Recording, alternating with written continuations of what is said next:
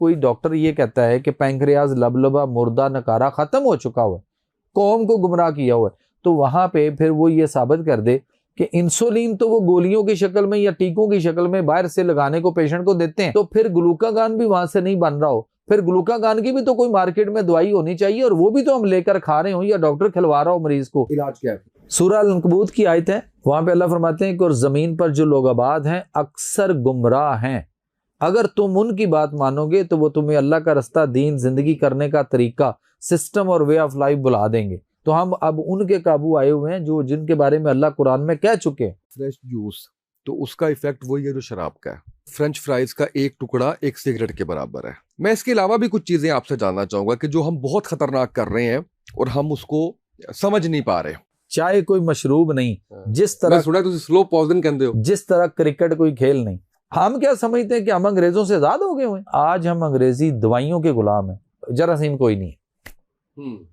तो मुझे बताइए, इस वक्त जितना भी मुख्तलिफ जगहों पे हम रोजाना या महीने बाद जो जाके ग्रोसरी करते हैं, उसमें जो हम जरासीम कुछ चीजें खरीदते हैं, उन पे जितना हम पैसा लगाते हैं, अगर यहां से मान लें कि नहीं है, तो मुझे बताइए कि कितना पैसा जो है वो बच जाएगा। कोरोना के दिनों में आ गया, अल्कोहल वाली चीजें ले लें, वो हम उससे सैनिटाइज कर रहे थे, और अल्कोहल हम मस्जिद में जाते थे अल्कोहल से वो सैनिटाइज करके, अल्कोहल वाली चीजों से।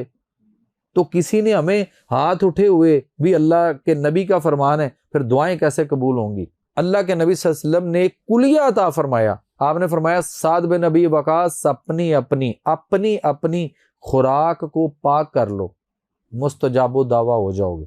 आप जरा गूगल पे जाइएगा और लिखिएगा सोर्स ऑफ इंसुलिन। ਇਹ ਜਿਹੜਾ ਹਾਰਟ ਅਟੈਕ ਹੈ ਇਹੀ ਸਭ ਤੋਂ ਵੱਡੀ ਵਜ੍ਹਾ ਹੈ। यार ਅਸੀਂ पावे खान का वास्ते गए या किस लिए खाए कि हरारत एनर्जी प्रोटीन लेना।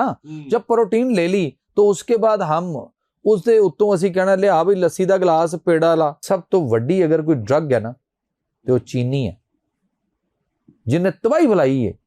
मिनरल वाटर भी खतरनाक। पहले मैंने साबित करो मिनरल वाटर किथे। डब्बे ਤਾਂ ਤੁਸੀਂ ਕਹਿਣਾ ਨਹੀਂ ਪੀਣਾ, ਠੀਕ ਹੈ, ਤੇ ਖਾਲਸ ਲੱਭਦਾ ਕੋ ਨਹੀਂ ਹੈ, ਉਹਦਾ ਕੀ ਕਰੀਏ? ਟੀਕੇ ਲੱਗੇ ਹੋਏ ਨੇ। ਅੱਛਾ ਜ਼ਰੂਰੀ ਤੇ ਨਹੀਂ ਕਿ ਪੀਣਾ ਹੈ, ਚਾਹ ਤੇ ਪੀਣੀ ਹੈ ਨਾ। ਅੱਛਾ ਚਾਹ ਹੀ ਖਤਰਨਾਕ। ਤੁਸੀਂ ਬ੍ਰੈਡ ਨੂੰ ਵੀ ਜਿਹੜਾ ਉਹ ਕਰਕੇ ਫੜ ਕੇ ਤੇ ਸਾਈਡ ਤੇ ਕਰ ਦਿੱਤਾ। ਕੈਂਸਰ ਕਾਜ਼ ਦਾ ਇੱਕ ਵੱਡਾ ਸਬਬ ਜਿਹੜਾ ਨਾ ਉਹਦੇ ਵਿੱਚੋਂ ਸਾਡਾ ਬ੍ਰੈਡ ਹੈ, ਚਾਹੇ ਬਰਾਨ ਹੈ ਚਾਹੇ ਦੂਜੀ ਹੈ, ਕੋਈ ਵੀ ਹੈ। ਹਰ ਰੰਗ ਪਾ ਕੇ ਬ੍ਰੇਨ ਕਰ ਦੋ। अच्छा मल्टीग्रेन एक नवा ट्रेंड शुरू हो गया, कुछ आटा भी आ गया। दही रात ਨੂੰ ਨਹੀਂ ਇਸਤੇਮਾਲ ਕਰਨਾ ਚਾਹੀਦਾ। एक इंसान का कौल है कि ਜਿਹੜਾ ਦਹੀਂ ਸਵੇਰੇ ਖਾਂਦਾ ਹੈ ਉਹ ਮਰ ਕਿਵੇਂ ਜਾਂਦਾ ਹੈ, ਤੇ ਜਿਹੜਾ ਦਹੀਂ ਰਾਤ ਨੂੰ ਖਾਂਦਾ ਹੈ ਸ਼ਾਮ ਨੂੰ ਖਾਂਦਾ ਹੈ ਉਹ ਬਚ ਕਿਵੇਂ ਜਾਂਦਾ। ਤਰਬੂਜ ਤੋਂ ਬਾਅਦ ਪਾਣੀ ਨਹੀਂ ਪੀਣਾ ਚਾਹੀਦਾ, ਖਰਬੂਜੇ ਤੋਂ ਬਾਅਦ ਪਾਣੀ ਨਹੀਂ ਪੀਣਾ ਚਾਹੀਦਾ। ਨਹੀਂ ਪੀਣਾ ਚਾਹੀਦਾ, ਉਹਦਾ ਮਿਜ਼ਾਜ ਉਲਟ। ਚਾਹ ਤੋਂ ਬਾਅਦ ਪਾਣੀ ਨਹੀਂ ਪੀਣਾ ਚਾਹੀਦਾ। ਤੁਸੀਂ ਕੋਈ ਚਾਵਲ ਔਰ ਦਹੀਂ ਦੇ ਉੱਤੇ ਵੀ ਜਿਹੜਾ ਉਹ ਬੜਾ ਸਖਤ ਤਰੀਨ ਜਿਹੜਾ ਉਹ ਮਿਜ਼ਾਜ ਮੁਖਤਲਿਫ ਹੈ ਨਾ ਜੀ ਉਹਨਾਂ ਦਾ। ਚਾਵਲਾਂ ਦੇ ਉੱਤੇ ਦਹੀਂ ਪਾ ਕੇ ਖਾਣਾ ਮੁਜ਼ਰੇ ਸਿਹਤ ਹੈ ਇਨਸਾਨ ਵਾਸਤੇ। ਅਸੀਂ ਪਾਣੇ ਪਏ ਆ ਦਹੀਂ ਖਾਣ ਲੱਗਿਆ, ਦਹੀਂ ਦੇ ਵੇਲੇ ਤੁਸੀਂ ਉਹਦੇ ਨਾਲ ਖੀਰਾ, ਮੂਲੀ, ਗਾਜਰ ਜਾਂ ਬੰਦ ਗੋਭੀ ਜਾਂ ਪਿਆਜ਼ ਜਾਂ ਟਮਾਟਰ ਤੁਸੀਂ ਦਹੀਂ ਨਾਲ ਨਹੀਂ ਖਾ ਸਕਦੇ, ਤੇ ਅਸੀਂ ਉਹ ਸਾਰਾ ਕੁਝ ਉਹਦੇ ਵਿੱਚ ਕੱਟ ਕੇ ਪਾ ਲੈਂਦੇ ਆ। ਅਸੀਂ ਉਹਨੂੰ ਬਣਾ ਲੈਂਦੇ ਆ ਕੀ ਕਹਿ ਲਓ ਸੈਲਡ ਰਾਇਤਾ। ਤੁਸੀਂ ਤੇ ਫ੍ਰਿਜ ਵੀ ਬੰਦ ਕਰਾ ਦੋਗੇ ਫਿਰ। ਉਹ ਫ੍ਰਿਜ ਕਿੱਥੋਂ ਆ ਗਈ ਸਰ? ਸਰ ਸਾਰੀਆਂ ਬਿਮਾਰੀਆਂ ਨੇ, ਸਾਰੀਆਂ ਬਿਮਾਰੀਆਂ ਜੇ। ਫਿਰ ਓਵਨ ਵੀ ਗਿਆ। ਓਵਨ ਤੇ ਜਾਪਾਨ ਨੇ ਚੁੱਕ ਕੇ ਸੁੱਟਤਾ ਯਾਰ, ਹਾਲੇ ਤੁਸੀਂ ਹਾਲੇ ਵੀ ਨਹੀਂ ਸੁੱਟਣਾ। ਸ਼ੁਕਰ ਕਰੋ ਕਿ ਸਾਡੀ ਜ਼ਬਾਨ ਨਾਲ ਸਰਹੱਦ ਨਹੀਂ ਲੱਗਦੀ, ਨਹੀਂ ਅਸੀਂ ਚੁੱਕ ਕੇ ਸਾਰੇ ਇੱਥੇ ਲੈ। ਗੋਸ਼ਤ ਆਇਆ ਜੀ ਕਦੋਂ? ਫ੍ਰਿਜ 'ਚ ਹਾਲੇ ਵੀ ਪਿਆ। ਮੈਂ ਕਿਹਾ ਜੀ ਕਿਉਂ ਪਿਆ? ਉਹ ਜੀ ਕਦੋਂ ਲਿਆਂਦਾ ਸੀ? ਪਿਛਲੇ ਐਤਵਾਰ ਨੂੰ, ਸੰਡੇ ਨੂੰ। ਮੈਂ ਕਿਹਾ ਯਾਰ ਅਗਲਾ ਸੰਡੇ ਸਿਰ ਤੇ ਆ ਗਿਆ ਤੁਹਾਡਾ, ਤੇ ਇਹ ਕੀ ਕਰ ਰਿਹਾ? ਪਕਾਇਆ ਕਿਉਂ ਨਹੀਂ? ਸਰ ਦਿਲ ਨਹੀਂ ਕੀਤਾ, ਮਹਿਮਾਨ ਨਹੀਂ ਆਏ ਕੋਈ। ਸਰ ਆਟਾ ਫ੍ਰਿਜ 'ਚ ਰੱਖੋ, ਗੁੰਨ ਕੇ ਰੱਖ ਰਹੇ ਅਸੀਂ, ਅੰਨੇ ਵਾਹ ਰੱਖੀ ਜਾ ਰਹੇ ਹਾਂ। ਸੰਵਰ ਜਾਂਦਾ। ਹਾਂ ਜਿਹੜਾ ਕੋਈ ਸੰਵਰ ਰਿਹਾ ਨਾ ਉਹ ਵੀ ਦੱਸਣ ਲੱਗਾ। ਇਹਦੇ ਤੋਂ ਜਿਹੜੀ ਬਿਮਾਰੀ ਆਏਗੀ ਉਹ ਵੀ ਦੱਸਾਂਗਾ ਤੇ 14 ਤਬਕ ਰੋਸ਼ਨ ਹੋ ਜਾਣਗੇ। ਸਬਜ਼ੀ ਲੈ ਕੇ ਜਾਓ ਤੇ ਨਾਲ 3 ਟਮਾਟਰ ਲੈ ਜਾਓ। ਮੈਂ ਵੀ ਆਪਣੇ ਘਰ 3 ਟਮਾਟਰ ਲੈ ਜਾਵਾਂ, ਸਾਰੀ ਕੌਮ 3-3 2-2 ਟਮਾਟਰ ਲਵੇ ਤੇ ਰੇਟ ਇੰਜ ਥੱਲੇ। ਲੇਕਿਨ ਅਸੀਂ ਤਾਂ ਫ੍ਰਿਜਾਂ ਭਰਨੀਆਂ ਨੇ। ਅਸੀਂ ਫ੍ਰਿਜਾਂ ਭਰਨੀਆਂ ਨੇ। ਹੁਣ ਅੱਗੋਂ ਦੱਸ ਲਓ, ਅੱਗੇ ਇਹਨੂੰ ਹੋਰ ਤੇ ਕਿੰਨਾ ਵੇਖ ਲੈਂਦੇ। ਇਹੀ ਵਜ੍ਹਾ ਹੈ ਮੁਲਤਾਨ ਵਾਲਾ ਤੁਸੀਂ ਵਾਕਿਆ ਵੇਖ ਲਓ, ਪ੍ਰੋਪਰਟੀ ਦਾ ਮੁੰਡਾ ਕੰਮ ਕਰਦਾ ਸੀ, ਉਹਨੇ ਆਪਣੀ ਜਾਨ ਲੈ ਲਈ। ਬੜੇ ਆਫੀਸਰ ਜਿਨ੍ਹਾਂ ਦਾ ਅਸੀਂ ਸਮਝ ਨਹੀਂ ਸਕਦੇ ਕਿ ਲੋਕ ਤੇ ਪਤਾ ਨਹੀਂ ਕੋਈ ਹੋਰ ਕਹਾਣੀ ਬਣਾ ਲੈਂਦੇ ਨਾ। ਉਹ ਕਹਿੰਦੇ ਨੇ ਇੱਥੇ ਕੰਨਪੜੀ ਤੇ ਰੱਖੀ ਤੇ ਠਾ ਛੁਰੀ ਚੁੱਕ ਲੈਂਦੀ ਔਰ ਆਪਣੀ ਮਾਂ ਨੂੰ ਵਹਾਂਦੀ ਹੈ ਕਿ ਤੂੰ ਮੈਨੂੰ 버ਗਰ ਦੇ ਦੇ, ਨਹੀਂ ਤੇ ਮੈਂ ਮਾਰ ਦੇਣੀ ਹੈ ਤੈਨੂੰ ਛੁਰੀ। ਸਰ ਇਹਨਾਂ 버ਗਰਾਂ ਦੇ ਵਿੱਚ ਇਹਨਾਂ ਦੇ ਵਿੱਚ ਕੁਝ ਹੈ ਜੇ।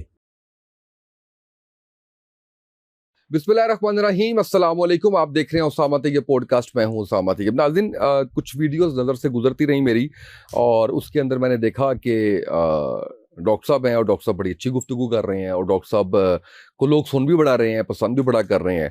देखते ही देखते हमने देखा कि बहुत सी वीडियोस वायरल होती चली गई।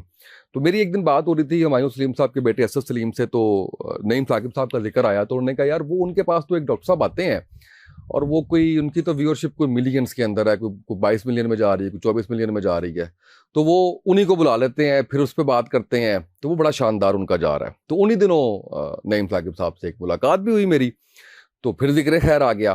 तो उन्होंने कहा जी मैं डॉक्टर साहब को जो है वो रिक्वेस्ट करूँगा, तो आपके साथ पॉडकास्ट हो जाएगा। तो इसमें शुक्रिया पहले असद का, फिर नईम भाई का कि हमें कनेक्ट करवाया। डॉक्टर हमारे साथ जमील मेहरवी साहब मौजूद हैं। जब हम कहते हैं ना किसी तारुफ के मोहताज नहीं है, वो गलत हो जाता है, इसलिए कि थोड़ा सा बताना पड़ता है, क्योंकि जेन जी ने जब इनको देखा तो वो सोशल मीडिया पे देखा तो उन्होंने कहा अच्छा यार ये कौन साहब है जो रातों रात शोहरत की बुलंदियों पे पहुंच गए। तो वो मिस कर जाते हैं कि ये सफ़र 94 से शुरू हुआ पीटीवी के ज़माने से, फिर कहाँ चलते चलते जो है वो ARY और दरमियान में और बहुत से चैनल्स, और फिर QTV, और उसके बाद जो है वो चैनल 5, देन पॉडकास्ट, फिर आर्टिकल्स, जंग तक लिखना। तो ये बड़ी इंटरेस्टिंग स्टोरी है। मैं चाहूँगा किस दिन हम इसके ऊपर भी एक पॉडकास्ट ज़रूर करें जो डॉक्टर साहब की ज़िंदगी का अहाता करता हो। मेरी पहली मुलाकात और मुझे बड़ी खुशी हो रही है कि डॉक्टर साहब तशरीफ लाए हैं। डॉक्टर साहब बहुत शुक्रिया आपका, कैसे हैं आप? अल्हम्दुलिल्लाह सर, बहुत शुक्रिया आपका एंड वेलकम। और नईम भाई ने यह कहा है कि जी एक रात उन्होंने भी देनी करनी। सर मेरे लिए बड़ी खुशकिस्मती की गल होएगी, और असी अज पहला पॉडकास्ट जड़ा है वो करके उसके बाद मैं ज़रूर चाहूँगा कि एक वो सारा जो आपने सर्व किया ह्यूमैनिटी को जिस तरीके से, आज का नहीं लेकिन हम एक ज़रूर प्रोग्राम रखेंगे। मैं चाहता हूँ कि लोग जाने, क्योंकि हमारे यहाँ पे ना जी शॉर्टकट और लोग समझते हैं कि शायद रातों रात सब कुछ हो जाता है। तो ये इन बच्चों को बताना भी बहुत ज़रूरी है कि ऐसा नहीं होता।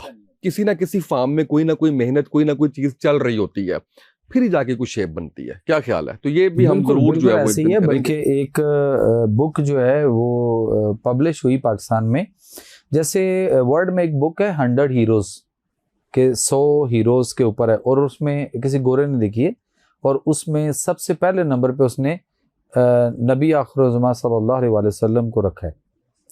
और इसी तरह से यहाँ पे एक कैसर चौहान है, हमारा एक साफ़ी भाई हैं, उन्होंने एक बुक पाकिस्तान में उसकी तर्ज के ऊपर जो है ना वो लिखी, और उसने जाके मुख्तलिफ लोगों को इंटरव्यू किए, उनको मिलता रहा। अगर उसने किसी को क्वेटा जाना पड़ा तो वो बेचारा वहाँ तक भी गया है, कराची जाना पड़ा तो वो वहाँ भी गया है, और जिस एरिया में वो रहता था उसी एरिया में करीब ही मेरा भी हॉस्पिटल और मेरी प्रैक्टिस, तो उसको कहीं से मेरे बारे में पता चला, तो वो मेरे तक भी आ गया कि मैं इतनी दूर दूर गया हूँ और ये बंदा मेरे इतने करीब और इस तरह का बैठा है, तो मैंने इसको मिलना है।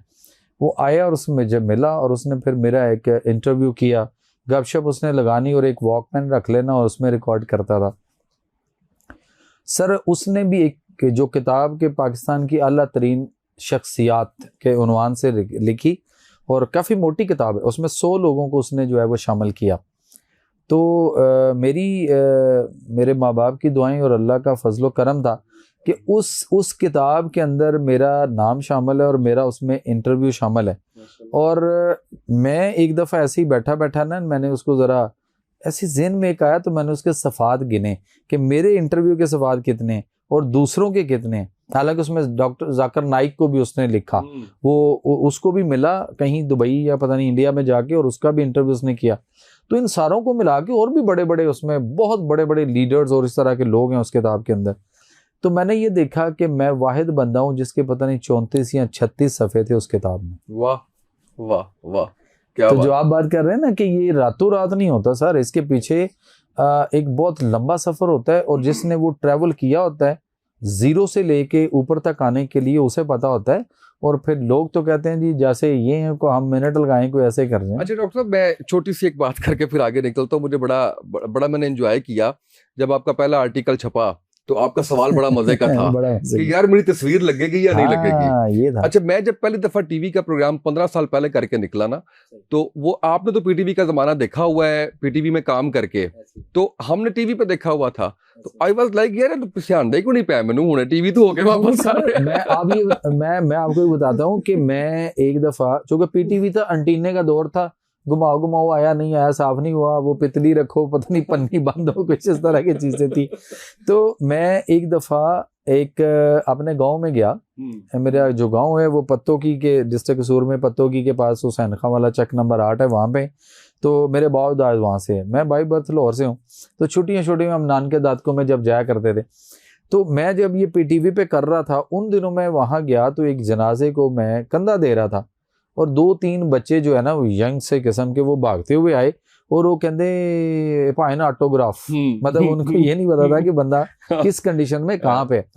वो दौर भी बड़ा कमाल का मैं देखा। अच्छा, पीटीवी ना एक एकेडमी थी पूरी। ओ यस। और सर उसमें हमें जो सिखाया गया, जो सीक्वेंस, प्रोनाउंसिएशंस, तलफ्फुज, अदायगी, और फंबल नहीं करना, फ्ला नहीं करना, पॉज नहीं देना, और फिर वो उस वक्त जो बात करते थे ना सर, वो पहले सेंसर बोर्ड की पॉलिसियों से गुजरती थी चीजें, फिर पास होके आता था, फिर वो जाता था, ऐसे नहीं था।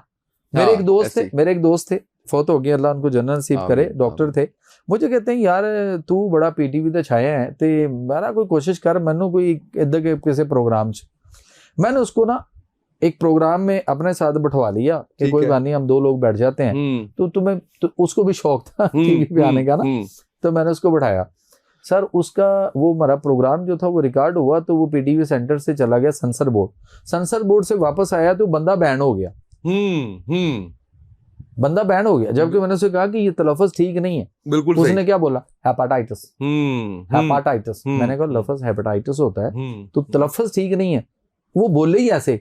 तो जब वो चला गया तो सेंसर बोर्ड से वापस आया, उन्होंने क्या यार इस बंदे को पहले वार्निंग दी, दूसरी दफा भेजा तो फिर वो तलफ़्फ़ुज़ अदायगी उसकी वही रही, तो उन्होंने नोटिस डाल के भेज दिया कि ये बंदा बैन, ये नहीं आएगा दोबारा। तो हमने इस हद तक वो ख्याल होता था उस वक्त, और जो बात बोली जाती थी उस दौर में, मुझे उन्होंने कहा कि सर आप कह रहे हैं कि पैंक्रियाज लबलबे का इलाज हो सकता है और लबलबा ठीक हो सकता है।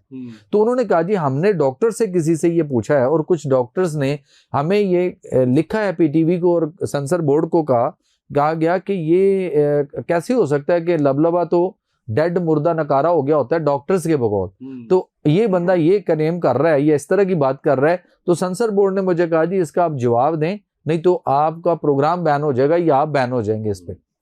मैंने कहा जी ठीक है। मैंने कहा ओके। मैंने कहा ऐसे करें, उन डॉक्टर्स को बुला लें, मेरे मुकाबले में बैठा लें, तो मैं साबित कर देता हूँ। पहले तो वो ये साबित करे जो ये कहते हैं कि लबलबा मुर्दा नकारा डेड खत्म हो जाता है, फिर वो साबित करें। हाँ। वो साबित करें तो मैं ऑटोमेटिकली मेरा फेल हो जाएगा, मैं क्लियर हो जाऊंगा। उन्होंने कहा जी कैसे? मैंने फिर उनको समझाया कि जैसे मिसाल के तौर पे, उस वक्त तो मैंने कोई और मिसाल दी थी, आज की उस तरह से मिसाल समझाने की कोशिश करूंगा कि जैसे मोबाइल है, आजकल हमारे पास मोबाइल है, इसके 2 काम है सर, इनकमिंग, आउटगोइंग। अगर हम इनकमिंग मेरे मोबाइल पे हो रही है और आप मुझे फोन कर रहे हैं और मेरी इनकमिंग आपसे बात हो रही है, और जब मैं आउटगोइंग करता हूँ आप या कहीं भी, तो आउटगोइंग पे मेरा फोन ऑपरेट नहीं हो रहा, तो एक काम कर रहा है और एक काम आधा कर रहा है, आधा नहीं कर रहा, लेकिन इनकमिंग पे बात होती है, आउटगोइंग पे नहीं हो रही। तो मैं अपना मोबाइल किसी भी इंजीनियर, सॉफ्टवेयर इंजीनियर के पास, कंपनी के पास लेके जाऊंगा। अब मुझे ये बताइए साम भाई, कोई ये कह सकता है कि ये जो क्या कहते हैं आपका मोबाइल है, ये सड़ गया, ये खत्म हो गया, इसको गटर में डाल दो, इसको फेंक दो, और ये नकारा मुर्दा खत्म हो गया, बिल्कुल तो आप नया ले लो। तो मैं कहूंगा यार ये बंदे में कोई मसला हो सकता है, यहाँ कोई ये ऐसा तो मुमकिन ही नहीं है कि ये खत्म हो गया, मेरी तो इस पे जब 50% काम कर रहा है ना, और सॉफ्टवेयर का मसला है, इनकमिंग हो रही है, आउटगोइंग नहीं हो रही, तो मैं मोबाइल किसी और को दिखाऊंगा। तो मैंने कहा जी सेम इसी तरह पैंक्रियाज जो लबलब है इंसान के अंदर, उसका काम इंसुलिन बनाना और शुगर कंट्रोल करना है। वो 2 फंक्शन है उसके, एक अल्फा सेल्स होते हैं, एक बीटा सेल्स होते हैं। अल्फा सेल ग्लूकागॉन हार्मोन बना रहा होता है और बीटा सेल जो है वो इंसुलिन हार्मोन बना रहा होता है। अब इंसुलिन हार्मोन जो है वो शुगर कंट्रोल करता है, और जो ग्लूकागॉन हार्मोन है वो हमारी बॉडी के अंदर हमारे डाइजेस्टिव ट्रैक में, हमारे हाजमे में मुआवनत करता है, हाजमे को अपग्रेड करता है, खुराक को जुज़्व बदन बनाता है, आगे स्प्रेड करता है, फैलाता है और उसमें मुआवनत करता है, वो हार्मोन ऐसा है। तो मैंने कहा अब अगर कोई डॉक्टर ये कहता है कि पैंक्रियाज लबलबा मुर्दा नकारा खत्म हो चुका हुआ है, कौम को गुमराह किया हुआ है, तो वहां पे फिर वो ये साबित कर दे कि इंसुलिन तो वो गोलियों की शक्ल में या टीकों की शक्ल में बाहर से लगाने को पेशेंट को देते हैं कि वो उसका पैंक्रियाज जो काम नहीं कर रहा डेड हो गया, बकौल उनके डेड हो गया, तो फिर उनका जो अल्फा और उससे जो ग्लूकागान हार्मोन बनना है वो भी तो वहां से सर नहीं बनना चाहिए कि बनेगा, बिल्कुल नहीं बनना चाहिए। अगर वो नकारा अगर वो नकारा मुर्दा खत्म हो चुका हुआ है तो फिर ग्लूकागान भी वहां से नहीं बन रहा हो, फिर ग्लूकागान की भी तो कोई मार्केट में दवाई होनी चाहिए और वो भी तो हम लेकर खा रहे हो या डॉक्टर खिलवा रहा हो मरीज को, तो फिर तो समझ आती है। अदरवाइज तो वो अगर एक काम कर रहा और एक नहीं कर रहा तो ये क्या बात हुई। मैं कहा जी उसका इंसुलिन लेवल टेस्ट करवा ले हार्मोन। मैंने उस दौर में पाकिस्तान में पाकिस्तानियों को कहा कि सिर्फ शुगर टेस्ट करवाने पे ना रहे कि सुबह शाम रैंडम फास्टिंग क्या है, सुबह खाने से नाश्ते से पहले, नाश्ते के बाद, दोपहर को खाने से पहले, खाने के बाद, रात को खाने से पहले, खाने के बाद, फिर दरमियान में कहीं कोई ऊंच नीच हुई तो वो भी आप उसी तरह से शुगर टेस्ट। मैंने उनसे कहा इंसुलिन हार्मोन लेवल टेस्ट भी होता है, ये भी करवाओ। इंसुलिन अमेरिका में जब पढ़ा, वहां देखा, वहां के आर्टिकल्स देखे, वहां चीजों को स्टडी किया तो पता चला कि 1960 में जब मेरे अब्बा जान अभी कोई 10, 12, 15 साल के या 18 साल के थे, उस दौर में डॉक्टर जेरार्ड, एक डॉक्टर जेरी हैं, वो कैनेडियन है बेसिकली, लेकिन कैनेडियन लेकिन अमेरिकन बेस्ड है। डॉक्टर जेरी ने एक नजरिया 1960 में दिया था, उस वक्त जब इंसुलिन अभी सुनने को आ रही थी कि एक इंसुलिन इंजेक्शन, एक इंसुलिन बन रही है, कोई इंसुलिन आएगी और वो शुगर के मरीजों को बड़ी जल्दी जल्दी कंट्रोल करेगी। उसने कहा, उस डॉक्टर जेरार्ड ने उस दौर में कहा, उसके सारे आर्टिकल हर चीज मौजूद है, उसको सर्च किया जा सकता है। उसने नजरिया पेश किया, उसने कहा सर ये गलत होगा, ये इंसुलिन रेजिस्ट करेगी, ये इंसुलिन रेजिस्टेंस है, ये गलत है कि आप उसको बाहर से इंसुलिन पे लगा दें और ये गलत होगी और ये क्या करेगा। उसने फिर साबित किया और आज वक्त साबित कर रहे हैं। आज हम डॉक्टर की इस बात के ऊपर बड़े खुश हैं कि जी हम डॉक्टर के पास गए, डॉक्टर ने हमारे शुगर की दवाई दी और सर मेरी तो शुगर कंट्रोल ही नहीं हो रही थी, मैं डॉक्टर फलां के पास गया और सर उसके बाद मेरी शुगर 400 से ऊपर रहती थी, मेरी शुगर अब 150 के करीब आ गई हुई है और उसी में रहती है और मेरी तो कमाल, वाह वाह वाह क्या बात होगी। मुझे उस डॉक्टर को मजा आ गया, आगे 50 लोगों को भेजना उसकी तरफ। अब मैं पूछता हूँ या मैं सोचता हूँ कि आप खुश किस बात पे हो रहे हैं। आपकी शुगर पहले आपने खून चेक किया, खून में चेक किया 400, फिर आपने खून चेक किया तो 150, 4 घंटे बाद, 6 घंटे बाद आ गई, नीचे आ गई, कम होगी, जिसको आप कम होना, नीचे आना, कंट्रोल होना समझते हैं। तो मैंने उससे पूछा कि आप खुश किस बात पे। वो कहता है कि मैं इस बात पे खुश हूं कि जनाब मेरी 400 थी और 150 पे आ गई और मेरी 250 कम हो गई। मैं कहता इस पे खुश होना चाहिए। कहता जी बिल्कुल ला, और मैं खुश ना होवा तो की करा। मैं कहा ठीक हो गया, वेरी गुड। मैं कहा अभी तूने, तेरी खुशी जो है ना वो तूने हैरान हो जाना है कि मेरी खुशी किधर को गई। कहता कैसे। मैं कहा सोच, थॉट का फर्क है आपका और मेरा। मैं कहा अभी मैं पूछूंगा पहले खून में कितनी थी जी 400। मैं क्या अब खून में कितनी रहेगी 150। मैं क्या जो कम कितनी हुई, कहता 250। मैं क्या अब मुझे आपने बताना है वो 250 और 250 कितने गई भाजी, किधर गई। आपने ब्लूटूथ कर दी, शेयर इट कर दी, आपने किसी को व्हाट्सएप कर दी, या निकाल दी, आपने निकाल कर जिस्म से बाहर कचरे में डाल दी, गटर में डाल दी, कहाँ गई। अच्छा फिर वो जो बंदा खुश हो रहा होता है, सोच रहा होता है, वो एक नए एंगल से सोचना शुरू कर देता है। एक दूसरे की तरफ देखते हैं ये क्या बात है यार, फिर डॉक्टर साहब तुसी दसो कितने गई। मैं कहा जी ये कहाँ गई। मैं कहा जी वो जो इंसुलिन लगाई गई या गोलियां खाई गई उसने आपके खून में जाकर सर्कुलेशन में उस मिठास को कैरी किया, पकड़ा और आपकी पूरी बॉडी के अंदर डिफरेंट जो सेल हैं उन सेल में ले जाकर उसको ठोस ठोस के जबरदस्ती उसके अंदर भर दिया। सेल मुंह बंद करता है, मुंह बंद कर लेगा और आपके ब्लड उसमें से पास नहीं होगा, आगे गुजरता रहेगा, इधर उधर आता जाएगा। ये दरवाजा बंद हो चुका। जब ये बंद हो गया, चूंकि इसके अंदर बहुत ज्यादा शुगर आ चुकी, अब ये सेल डैमेज होगा क्योंकि इसके अंदर खून जा नहीं रहा, आ नहीं रहा, सर्कुलेशन आना जाना कम हो गई, इसके अंदर ब्लड परफ्यूजन रेट जो था वो कम हो गया। फिर क्या होगा, फिर आपके वो सेल अगर आपकी आंख के कॉर्निया के बैक साइड वाले हैं तो फिर आपको अंधापन आएगा ड्यू टू डायबिटिक, जिसको हम रेटिनोपैथी कहते हैं, वो इस वजह से आएगी। ठीक, और हम अंधापन तक चले गए या जा रहे हैं, अगर वो पाँव के अंदर छुपाई गई जो काटना पड़ता तो है फिर पाँव में गैंग्रीन, पाकिस्तानियों को सर एक साल में जो है वो 2.5 लाख पाकिस्तानियों को गैंग्रेन हो रहा है, और उसमें से 2 लाख लोगों के एजाज साल में कट रहे हैं। और किस लिए कट रहे हैं कि हम शुगर को छुपा रहे हैं। लुकन मिट्टी देखी कभी खेडी होनी ना बचपन वो बड़ी खेडी है ना, ये लुकन मिट्टी हो रही है साढ़े नाल। हो की रहा है कि असी वो शुगर ਨੂੰ इधरों कढ़िया उत्थे छुपाता, उधर छुपा दिया, इस तरह कर दिया, और उससे क्या हुआ कि वो सारा इफेक्ट इंसुलिन रेजिस्टेंस है। आप गूगल पे खुद सर्च कीजिएगा, गूगल पे लिखें इंसुलिन रेजिस्टेंस और इमेजेस को क्लिक कीजिए। बल्कि मैं कहूंगा कि जो हम बात कर रहे हैं इसमें एक आप वो लगाइएगा, एक शॉर्ट लगा दीजिएगा कि एक गोल दायरा होगा तस्वीर का, काफी सारे इमेजेस बने, एक गोल दायरा होगा, उसके अंदर लिखा होगा इंसुलिन रेजिस्टेंस। अब आप उसके दाएं बाएं देखें, कौम भी इस वक्त देख रही होगी, गोल दायरे कोई 10-12 गोल दायरे बने होंगे, उनके अंदर लिखा हुआ है इसमें ये बीमारी, इसमें ये मुख्तलिफ बीमारियों के नाम उसके गिर्द अभी भी आप देखें सामने स्क्रीन पे नजर आ रहा लोगों को। ये बीमारियों के जो नाम दिए गए वो कहता है ये इंसुलिन रेजिस्टेंस की वजह से बीमारियां हो रही हैं, और असी सिर्फ ऐसे शुगर कंट्रोल करने के चक्कर च पे हुए हैं कि कंट्रोल कर लो, बस कंट्रोल कर लो, और सारी जिंदगी सानू किसी ने इत्थे माइंड सैट देता कि दवाइयां ना जिंदा रहना है और दवाइयां नाल ही तुहाडी ठीक इंज ही रहना है और कंट्रोल करते रहो। तो सर कंट्रोल नहीं होती, आपको पहच कर रही है, आपके बहुत सारे ऑर्गन, किडनी फेलियर हो रहा है, लिवर का इशू आ रहा है, आपका जिगर सुकड़ रहा है, पेट में पानी आ रहा है, यानी हेपेटाइटिस हो रहा है, और कई सारे इशू हो रहे हैं, हमारे मसल्स गए, हमारे पट्टे खत्म हो रहे हैं, हम बहुत सारी हमारी अज़दवाजी जिंदगी जो है वो सारी की सारी दाव पे लग गई हुई है, और हम सिर्फ ऐसे एक बात पे माइंड सेट पे हैं। किसी ने यह कह दिता है, पा दी इत्थे गल कि सर दवाइयां ना जिंदा रहना है, ते दवाइयां अगर तुसी जिंदा रहना है तो दवाइयां ना रहना है, और मरण तक तुसी दवाइयां खानी है। इलाज क्या है फिर? इलाज क्या है?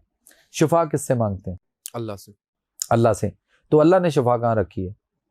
जड़ी बूटियों में, अपनी फितरत और कुदरत और नेचर में।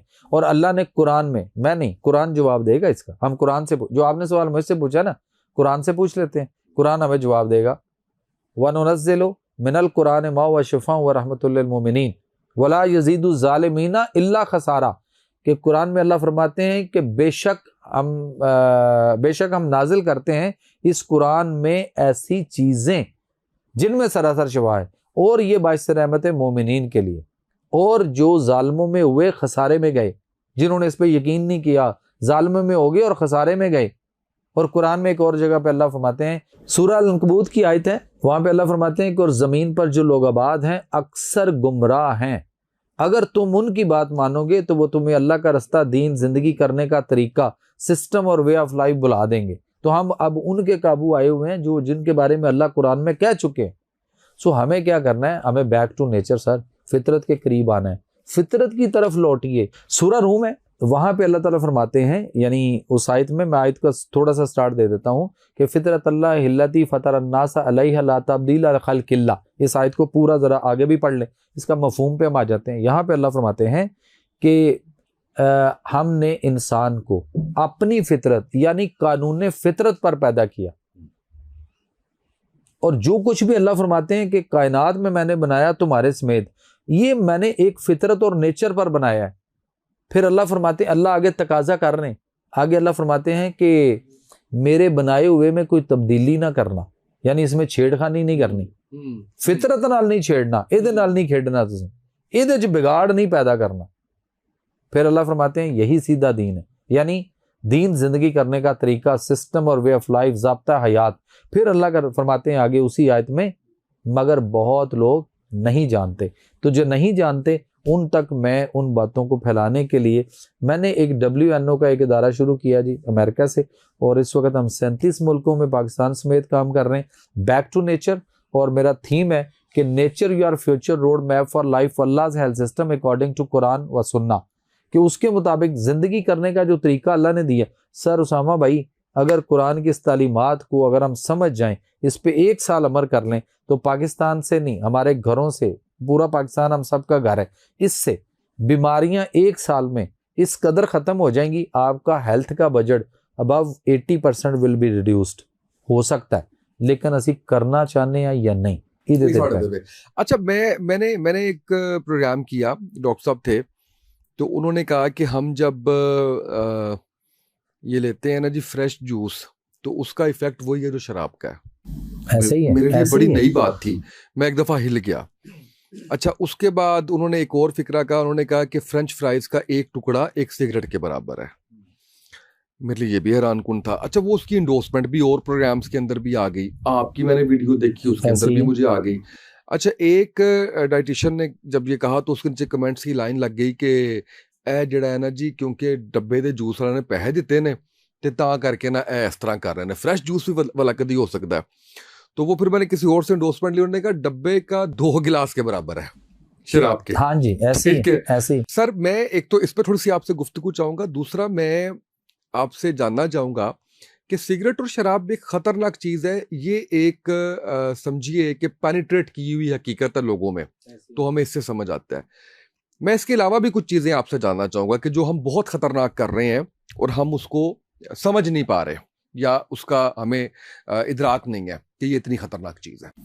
ये हकीकत है, कंफर्म है ये। और जो मैं लेक्चर दे रहा हूँ ना इस वक्त, उसके अंदर जो हम स्कूल, कॉलेज, यूनिवर्सिटी में, पुलिस डिपार्टमेंट जितना पूरे पाकिस्तान का है, तमाम सूबों के आईजीज़ की मेरे पास परमिशन है, और हम उनके तमाम पुलिस लाइंस, उनके रीजनल पुलिस ट्रेनिंग सेंटर, उनके जो पुलिस ट्रेनिंग स्कूल हैं, पुलिस ट्रेनिंग कॉलेजेस हैं, even national police academy Islamabad और नेशनल हाईवे मोटरवे पुलिस, उसके बाद जेल खाना जात, तो सारा इन जगहों पे अल्हम्दुलिल्लाह हम जाके इनके ट्रेनिंग सारे जगहों पे मैं करवा रहा हूँ। एक फ्रेंच फ्राइज जो है ये कंफर्म है कि एक सिगरेट के बराबर इफेक्ट कर रहे हैं। अब आप भी हैरान होंगे कि एक फ्रेंच फ्राइज, एक आलू का इतना सा टुकड़ा कैसे कर रहे हैं। उसामा भाई, अब चेक कर लें, जो आलू की पैदावार है ना, 1 एकड़ जो जमीन है उसके अंदर साल में काश्तकारी जो होती है, जो किसान उस पर खेती बाड़ी करता है, मुख्तलिफ फसलें उगाता है, मुख्तलिफ फसलों को मुख्तलिफ किस्म की खाद लगती है, जैसे 1, 1.5, 2 बोरी, 2, 2.5 बोरी, 3 बोरी, शायद किसी में कुछ 4 बोरी, वरना इससे कम है। आलू वाहिद फसल है, 1 एकड़ जमीन को 12 से 14, 16 बोरी खाद लगती है। वो आपने बचपन में भी देखा होगा, मैंने भी खाए थे, छोटे छोटे गोल गोल आलू होते थे, आलू बुखारे की तरह गोल होते थे, और वो माएँ हमारी जो है ना, उबाल कर साबुत आलू, उसका छिलका उतार कर, और वो शोरबे वाले बनते थे और कमाल पकते थे उस दौर में, और टेस्ट भी कमाल का था। लेकिन ये जो खादें आ गई, उसके ऊपर स्प्रे आ गए, और ये सर मास हुए बायोलॉजिकल वार के और कुछ नहीं। हम ये समझ रहे हैं कि दुश्मन हमारी नजरियाती सरहदों की तरफ आंख उठा के देखे, आंख फोड़ देंगे। इसमें कोई शक नहीं कि हमारी एजेंसियां, हमारे इदारे, हमारी पाक फौज, हमारी फोर्स शाना बशाना उनके साथ खड़ी है, हमारी कौम भी खड़ी है, वो भी हमारे आगे मुहाफ़िज़ के तौर पे खड़े हैं पूरी तरह। उसी तरह मैं भी कमिश्नर हूँ, इस वक्त नेशनल कमिश्नर हूँ पाकिस्तान में। स्काउटिंग का एक डिपार्टमेंट है पूरा, मैं उसका कमिश्नर हूँ। मैं पंजाब में कमिश्नर रहा हूँ काफ़ी दफ़ा, नेशनल कमिश्नर पहले भी रहा हूँ, अब दोबारा मेरे पास now I am sitting serving as national commissioner इन दिनों। तो हमारी जो स्काउट्स फोर्स है वो भी उसी तरह शाना बशाना खड़ी होती है, और ना भी जंगी हालात बने ऐसे, तो सैलाब हो, जलजला हो, और कोई और ऐसी आफत हो, कोई नागानी मुसीबत हो, कुछ भी ना हो, तो हाजी कैंप भी सारे स्काउट्स हमारे चला रहे होते हैं। सो वो सारा कुछ अपनी जगह पे ठीक है, लेकिन सर वो जो दुश्मन है ना हमारा, जिसको कुरान में अल्लाह ने फरमाया कि यहूद नसारा तुम्हारे खुले दुश्मन है, ये तुम्हारे कभी दोस्त नहीं हो सकते। सर वो आपके घरों में बेडरूम तक घुस गया हुआ है, और मियाँ बीवी के अज़दवाजी ताल्लुक में तक उसका कंट्रोल हो चुका हुआ है कि सर बच्चा लेना है कि नहीं, हले ते बच्चा कदों लेना है। असी प्लानिंग ना कर लिए है, नवी नवी शादी हुई है, हनीमून फलाना ढींगड़ा इधर उधर, हाले एंजॉय करिए। मैं ये बात सोचता होता हूँ कि आज जो अल्लाह मुझसे काम ले रहा है, या जो मैं अल्लाह की कोई छोटी सी एक नौकरी करने की कोशिश कर रहा हूँ, या उसके पैगाम को लोगों तक पहुँचाने के लिए, जो अल्लाह ने फरमाया ना, मगर बहुत लोग नहीं जानते, तो मैं उन तक जा रहा हूँ, वो पहुँचा रहा हूँ, उसका पैगाम पहुँचाने की कोशिश कर रहा हूँ। मैं ये सोचता हूँ, अगर ये बात मेरे फैमिली ने, मेरे माँ बाप ने उस वक़्त अगर फैमिली प्लानिंग के मेथड को देखा होता और वो भी सोचते कि अभी 2-3 साल हम जरा लाइफ एंजॉय करें, हनीमूनिया करें, फलाना इधर उधर आए जाएं, घूमें फिरें, तो मेरा ख्याल है कि वो पहले अगर 2-3 साल प्लानिंग में रहते तो मैं 1.25-2 साल बाद तकरीबन पैदा हुआ, फिर मैं आज ना होता। क्या ख्याल है? तो वो जो हमारे, जिसको हम कहते हैं ना कि वो दुश्मन हमारी आंख उठा के तो देखे हमारी तरफ, वो सिर्फ दुश्मनी सरहदों पे नहीं कर वो रहा। सर वो तो हमारे बेडरूम तक घुस गया हुआ है। और इसके अलावा हम क्या समझते हैं कि हम अंग्रेजों से आजाद हो गए हुए हैं। सर अंग्रेजों से जरूर आजाद हुए, हमारे बड़ों ने कुर्बानियां दी, सब कुछ हुआ, एक जुमला दूंगा, लेकिन आज हम अंग्रेजी दवाइयों के गुलाम हैं कि नहीं है? बिल्कुल है, मुकम्मल तौर पे। अल्लाह ताला ने फरमा दिया कि वनुनज़्ज़िलु मिनल कुरान मा हुवा शिफ़ा व रहमतुल लिल मोमिनीन, कि हम नाजिल करते हैं इस कुरान में ऐसी चीजें जिनमें सरासर शिफा है।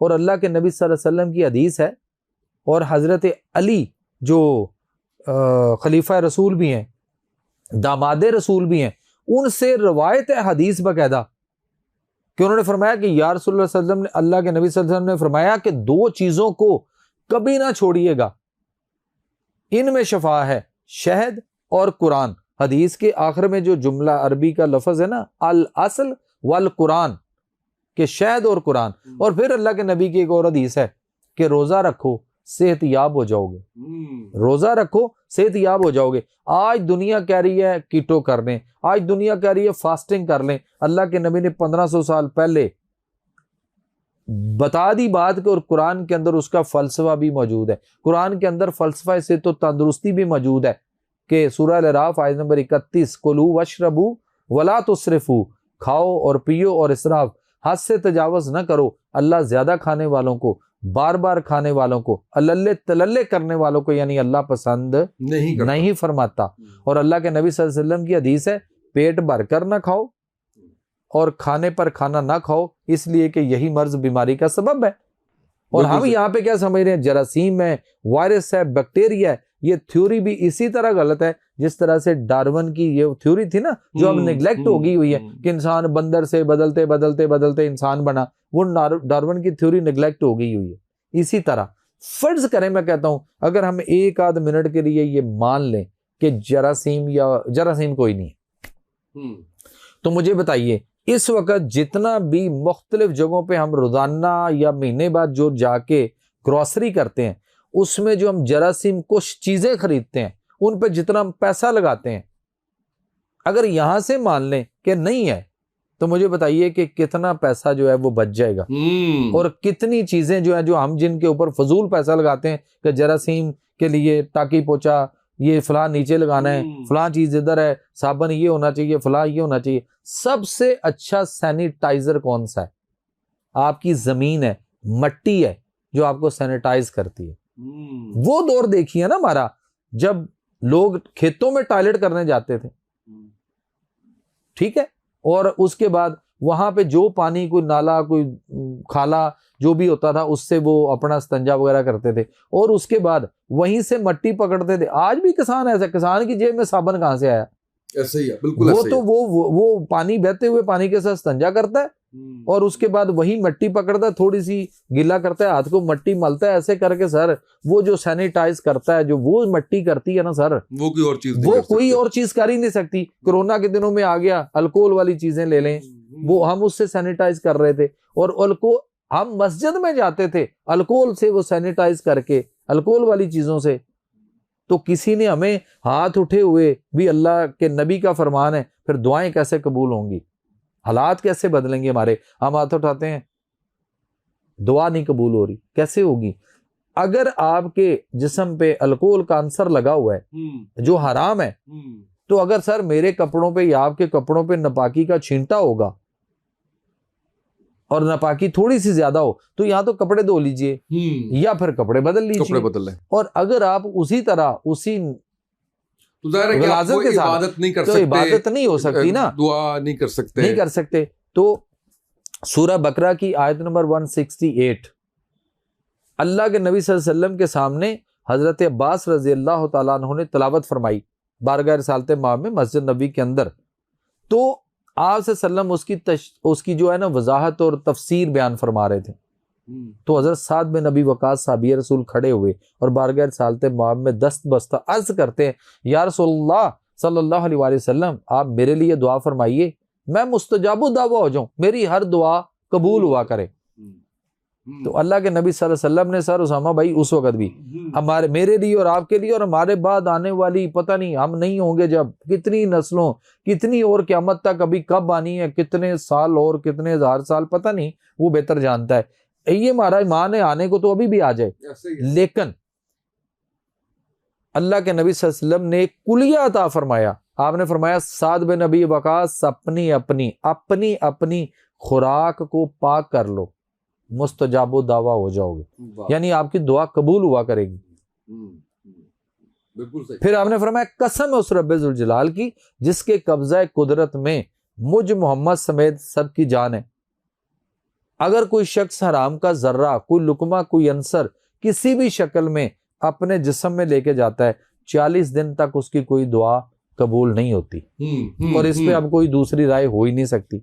बिल्कुल सही, ठीक है, बिल्कुल सही। अब आप जरा गूगल पे जाइएगा और लिखिएगा सोर्स ऑफ इंसुलिन, तो उसमें आपको मिलेगा कि पोर्क और पिग यानी सुअर से इंसुलिन जो बनती है वो जो इंसानों को लगाने के लिए दी जा रही है।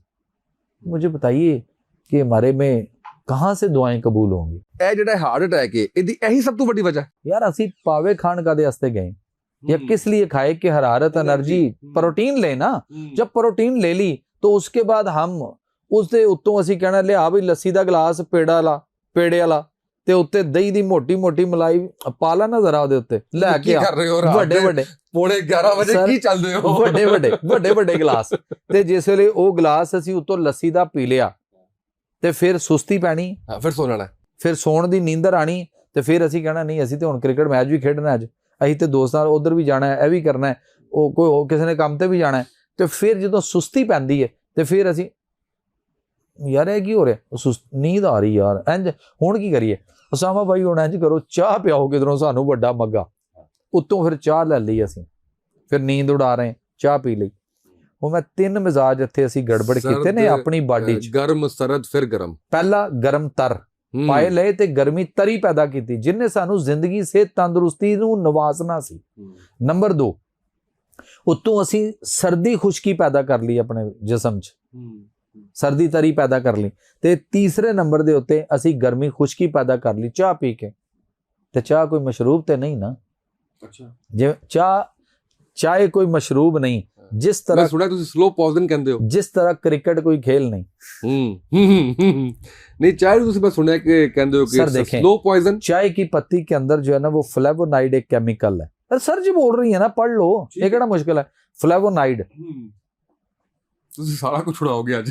चाय की पत्ती में फ्लेवोनाइड और जो दूध है उसके अंदर प्रोटीन होती है एक कैसीन नाम की, दोनों को जब मिक्स करते हैं, जब आप दूध वाली चाय बनाते हैं तो ये दोनों जब मिलते हैं, फ्लेवोनाइड और कैसीन नाम का जो प्रोटीन जब मिलता है तो ये एक बड़ा स्लो पॉइजन बनता है, और ये पॉइजन फिर आपको ऐसे आहिस्ता आहिस्ता आहिस्ता इस कदर बीमारियों की तरफ धकेलता है कि जिसका अंदाजा नहीं।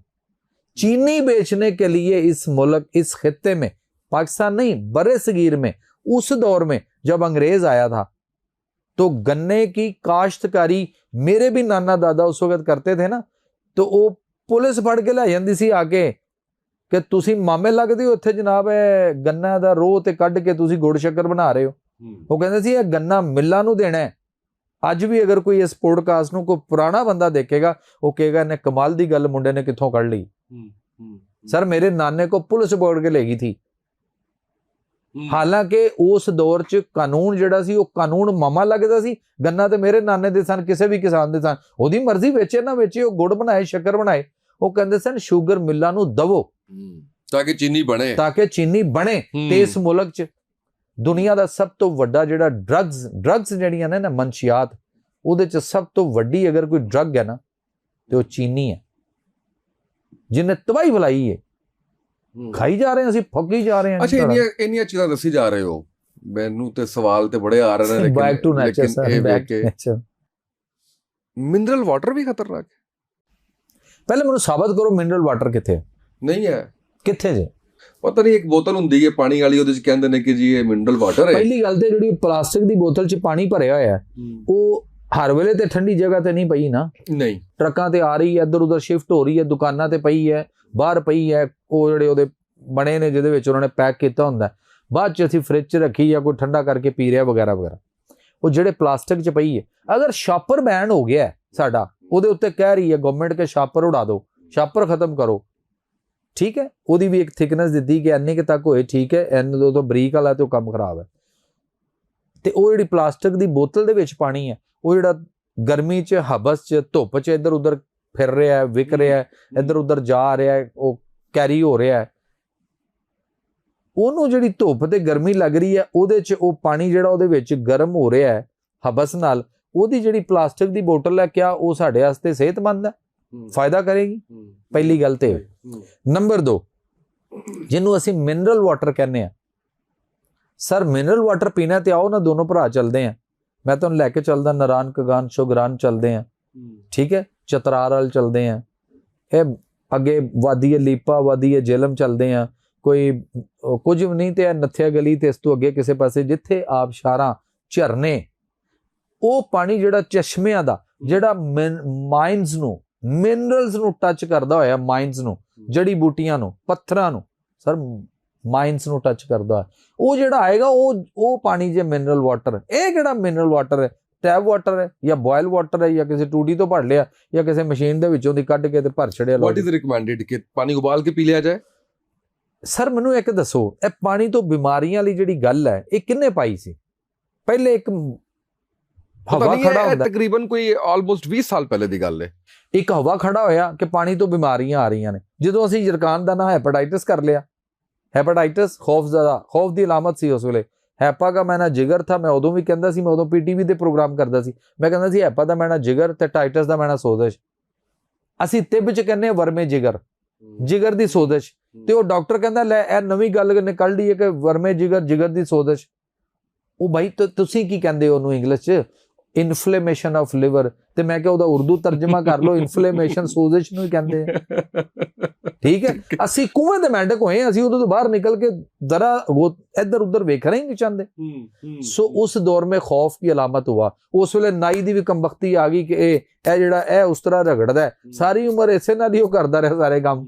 ਉਦੋਂ ਬਿਮਾਰੀ ਪਿੰਡ 'ਚ ਨਹੀਂ ਫੈਲੀ, ਤੇ ਫਿਰ ਆ ਗਿਆ ਜੀ ਰੇਜ਼ਰ ਕਿਹੜੇ ਵਿਕਣਗੇ, ਕਮਰਸ਼ੀਅਲਾਈਜੇਸ਼ਨ ਹਰ ਚੀਜ਼ ਦੀ ਮਾਰਕੀਟਿੰਗ। ਪਹਿਲੇ ਕਿਹੜਾ ਪੀਣਾ ਹੈ, ਉਧਰ ਆ ਜਾਓ ਨਾ, ਚਲੋ ਚਲੋ ਫਿਰ ਨਹੀਂ ਚੱਲੋ, ਮੈਨੂੰ ਦੱਸੋ ਨਾ, ਡੱਬੇ ਤਾਂ ਤੁਸੀਂ ਕਿਹੜਾ ਨਹੀਂ ਪੀਣਾ, ਠੀਕ ਹੈ, ਤੇ ਖਾਲਸ ਲੱਭਦਾ ਕੋਈ ਨਹੀਂ ਹੈ, ਉਹਦਾ ਕੀ ਕਰੀਏ?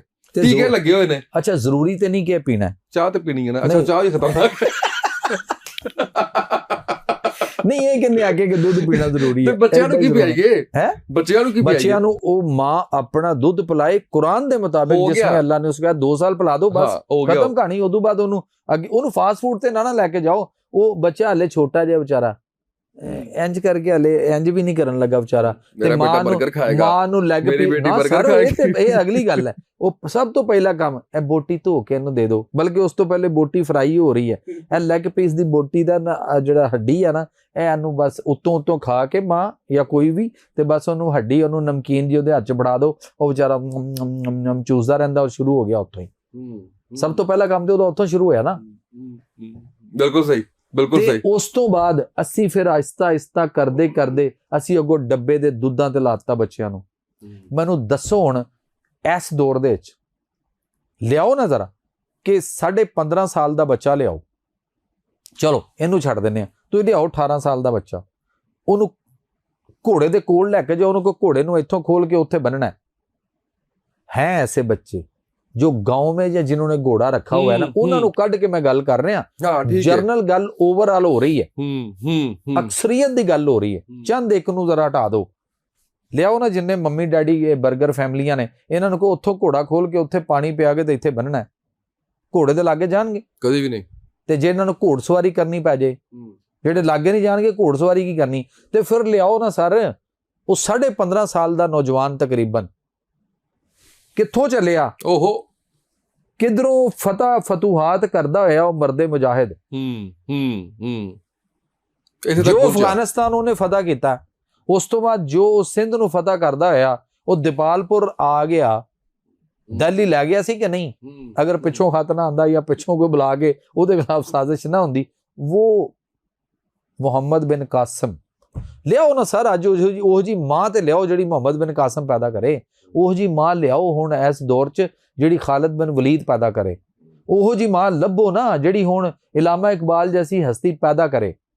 ਇਸ ਵੇਲੇ ਸਾਡਾ ਆਵੇ ਦਾ ਆਵਾ ਇੰਨਾ ਵਿਗੜ ਗਿਆ ਹੋਇਆ, ਉਸ ਦੌਰ 'ਚ ਜ਼ਰੂਰਤ ਸੀ ਆਜ਼ਾਦੀ ਦੀ, ਆਜ਼ਾਦ ਹੋਣ ਦੀ, ਤੇ ਅੱਲਾ ਨੇ ਇੱਕ ਇਕਬਾਲ ਤੁਹਾਨੂੰ ਦਿੱਤਾ ਤੇ ਉਸ ਇਕਬਾਲ ਨੇ ਆਜ਼ਾਦੀ ਦਿਲਾਤੀ। ਹੁਣ ਇਸ ਵੇਲੇ ਹਾਲਾਤ ਇਹ ਬਣ ਗਏ ਜੇ ਕਿ ਇਸ ਵੇਲੇ ਇੱਕ ਘਰ 'ਚ ਇੱਕ ਇਕਬਾਲ ਦੇ ਦਿਓ ਤੁਸੀਂ, ਇਲਾਮਾ ਇਕਬਾਲ, ਤੇ ਫਿਰ ਵੀ ਉਹ ਇੱਕ ਇਕਬਾਲ ਉਸ ਘਰ ਲਈ ਨਹੀਂ, ਬਲਕਿ ਇੱਕ ਬੰਦੇ ਦੇ ਨਾਲ ਇਸ ਵੇਲੇ ਇੱਕ ਇਲਾਮਾ ਇਕਬਾਲ ਲਾ ਦਿਓ ਤੇ ਸਰ ਅਸੀਂ ਫਿਰ ਵੀ ਸੁਧਰਨ ਵਾਲੇ ਨਹੀਂ, ਅਸੀਂ ਨਹੀਂ ਮੰਨਣੀ ਕਿਸੇ ਦੀ। ਕਿਉਂਕਿ ਇੱਟ ਅੱਗੇ ਹੁੰਦਾ ਸੀ ਇੱਟ ਪੁੱਟੋ ਤੇ ਚੌਧਰੀ ਹੈ, ਹੁਣ ਇੱਟ ਦੇ ਉੱਤੇ 5-5 ਚੌਧਰੀ ਬੈਠੇ ਨੇ, ਪੁੱਟਣ ਦੀ ਲੋੜ ਕੋਈ ਨਹੀਂ, ਗੱਲ ਮੰਨਣੀ ਕੋਈ ਨਹੀਂ, ਸੁਣਨੀ ਕੋਈ। ਚਲੇ ਜਾਵਾਂਗੇ ਥੋੜਾ ਜਿਹਾ ਫਲਸਫਿਆਨਾ ਗੱਲ ਹੋ ਜਾਏਗੀ, ਲੇਕਿਨ ਮੇਰਾ ਖਿਆਲ ਹੈ ਕਿ ਇਹਦੇ ਚੋਂ ਵੀ ਕਸੂਰ ਹੈ ਕਿ ਅਸੀਂ ਸਾਰੇ ਸ਼ਿਕੰਜੇ ਦੇ ਵਿੱਚ ਫਸ ਚੁੱਕੇ ਹੋਏ ਆ। ਜਿਹੜਾ ਤੁਸੀਂ ਸ਼ਿਕੰਜਾ ਬਿਆਨ ਕੀਤਾ ਹੈ, पंजा यहूद में नहीं हुआ जो इकबाल की जो है ना, वो पंजा यहूद में हम आ चुके हुए हैं पूरी तरह से। ਤੁਸੀਂ ਅੱਛਾ ਮੁਜ਼ਮਿਲ ਦੀ ਖਾਹਿਸ਼ ਦੇ ਉੱਤੇ ਤੁਸੀਂ ਬ੍ਰੈਡ ਨੂੰ ਵੀ ਜਿਹੜਾ ਉਹ ਕਰਕੇ ਫੜ ਕੇ ਤੇ ਸਾਈਡ ਤੇ ਕਰ ਦਿੱਤਾ। ਕੈਂਸਰ ਕਾਜ਼ ਦਾ ਇੱਕ ਵੱਡਾ ਸਬਬ ਜਿਹੜਾ ਨਾ ਉਹਦੇ ਵਿੱਚੋਂ ਸਾਡਾ ਬ੍ਰੈਡ ਹੈ, ਚਾਹੇ ਬਰਾਨ ਹੈ ਚਾਹੇ ਦੂਜੀ ਹੈ, ਕੋਈ ਵੀ ਹੈ, ਹਰ ਰੰਗ ਪਾ ਕੇ ਬ੍ਰੇਨ ਕਰ ਦੋ। ਅੱਛਾ ਮਲਟੀਗ੍ਰੇਨ ਇੱਕ ਨਵਾਂ ਟ੍ਰੈਂਡ ਸ਼ੁਰੂ ਹੋ ਗਿਆ, ਕੁਝ ਆਟਾ ਵੀ ਆ ਗਿਆ।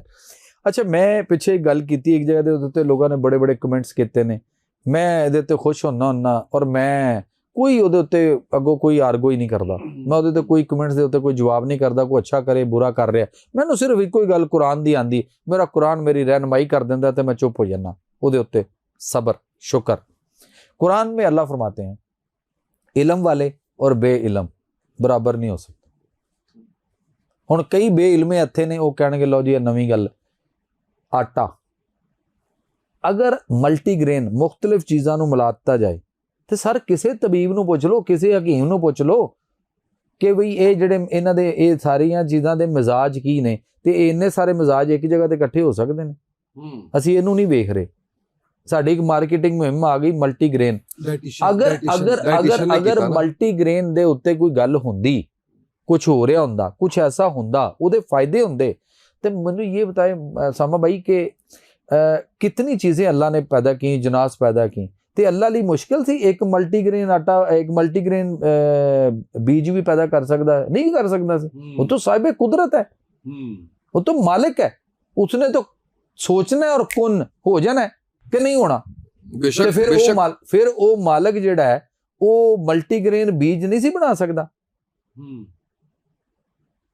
ਇਹ ਤੇ ਉਹ ਜਿਹੜੇ ਡਾਈਟੀਸ਼ੀਅਨ ਦੀ ਤੁਸੀਂ ਗੱਲ ਕਰਦੇ ਹੋ ਨਾ, ਉਹ ਜਿਹੜੇ ਡਾਈਟੀਸ਼ੀਅਨ ਆ ਗਏ ਜਿਨਨੇ गोरे ਦੀ ਥਿਊਰੀ पढ़ी, फिर वही गल पंजा यहूद में गोरे दी थ्योरी पढ़ी, कम कैलोरीज, इतना कैलोरीज, फलाना ये मिक्स कर दो। वो मिजाजों को समझते नहीं है। कुरान मिजाजों की बात करता है और उन्होंने कोई गल कर लो तो कहते हैं मिजाज मजूज कोई नहीं होते, तुसी पता नहीं कित्थों बनाए ने। कुरान का एक वाक़या है जहाँ पे अल्लाह फरमाते हैं कि जो जन्नती जन्नत में होंगे ना, या उनके लिए जो नक्शे खींचे गए, जन्नत में जन्नतियों के लिए दूध की नहरें होंगी जिसमें शहद शामिल होगा। तो सानू सिर्फ एक इशारा मिलया कि दूध च शहद पाया जा सकता है, बाकी कुछ नहीं। ये कुरान कह रहे। फिर एक और जगह पे मिलता है कि जब उनको 70 हूरें दी जाएंगी, जो वो वाली बात है 70 हूरों वाली, जिनको वो मिलेंगी तो सारे उन्होंने फिर उत्थे उन्होंने ताकत एनर्जी भी तो चाहिए है ना। तो अल्लाह ने फरमाया कि उन्होंने दे आस्ते परिंदों का गोश्त होगा और अदरक का कावा होगा। परिंदों का गोश्त और अदरक का कावा होगा। इत्थे असीं व्यागरा पिछे तुरे हैं, परिंदे भी मौजूद ने और अदरक भी मौजूद है, उहदा कावा भी मौजूद है। फिर क्या कि उन्हां दे जिहड़ा उहदे च बहुत सारी अल्लाह ने जिक्र किया कुरान च ऐसियां चीज़ां उन्हां दा कि इन्हां दा मिजाज इहदे नाल मिलदा होएगा, इस चीज़ दा मिजाज इहदे नाल मिलदा होएगा। असीं वो मिजाज इत्थे किसी डाइटिशियन नूं पुछ लो, वो कहंदा जी मिजाज हुंदा ही कुछ नहीं, पता नहीं कित्थों लाए ने। उहनूं इह पुछो पाकिस्तान च किन्ने मौसम ने, फटाफट गिना देगा। ते उहनूं कोई ये मौसम ही ते मिजाज ने कि नहीं है? बिल्कुल है, बिल्कुल है। अच्छा उसे नूं डॉक्टर नूं पुछ लो, उसे डाइटिशियन नूं पुछ लो, या जिहड़ा डॉक्टर जिन्होंने बेचारे नूं ग़िज़ा दी किताब ही नहीं पढ़ाई गई उन्होंने भी पुछ लो। वो कहेगा मिजाज पता नहीं कित्थों गल करते हैं। उन्होंने पुछो कि सर ठंड लग रही होवे, सर्दी लग रही होवे, ਤੇ ਉਹ ਜਿਵੇਂ ਉਹ ਡਾਕਟਰ ਕਹਿੰਦਾ ਨਾ ਮਰੀਜ਼ਾਂ ਨੂੰ ਸਭ ਕੁਝ ਖਾ ਲਓ, ਸਭ ਕੁਝ ਖਾਓ, ਕੁਝ ਨਹੀਂ ਹੁੰਦਾ, ਸਭ ਕੁਝ ਖਾ ਸਕਦੇ ਹੋ। ਉਹਨੂੰ ਪੁੱਛੋ ਕਿ ਠੰਡ ਲੱਗ ਰਹੀ ਹੋਵੇ ਤੇ ਫਿਰ ਸਾਰਾ ਕੁਝ ਖਾ ਸਕਦੇ ਹਾਂ। ਮੈਂ ਫਿਰ ਆਈਸਕ੍ਰੀਮ ਵੀ ਖਾਣ ਲੱਗ ਪਵਾਂ, ਮੈਂ ਲੱਸੀ ਵੀ ਪੀਣ ਲੱਗ ਪਵਾਂ, ਮੈਂ ਸਕੰਜੀ ਵੀ ਬਣਾ ਲਵਾਂ, ਮੈਂ ਰੂਹ ਅਫਜ਼ਾ ਵੀ ਬਣਾ ਲਵਾਂ, ਜਾਮੇ ਸ਼ੇਰੀ ਵੀ ਬਣਾ ਲਵਾਂ। ਤੋ ਇਹਦਾ ਮਤਲਬ ਹੈ ਕਿ ਅਸੀਂ ਠੰਡੀਆਂ ਚੀਜ਼ਾਂ ਵੀ ਖਾ ਲਈਏ।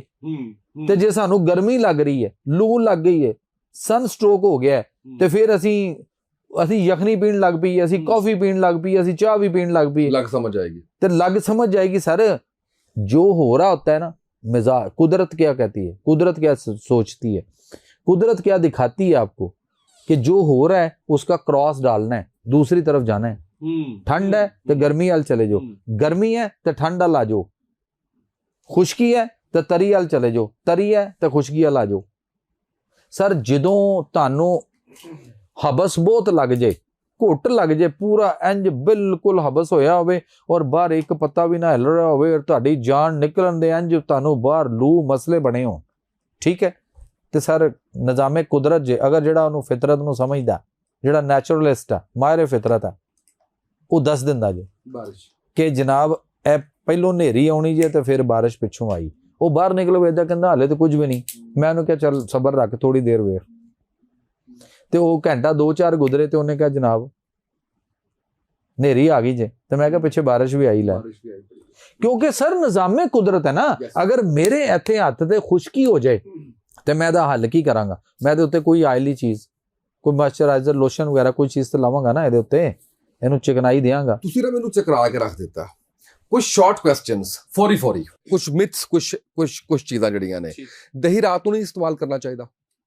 ਅਸੀਂ ਸੁਣਦੇ ਆਏ ਆ दही सिर्फ सुबह दी खुराक जे, दोपहर दी, शाम दी और रात दी बिल्कुल नहीं, ठीक है।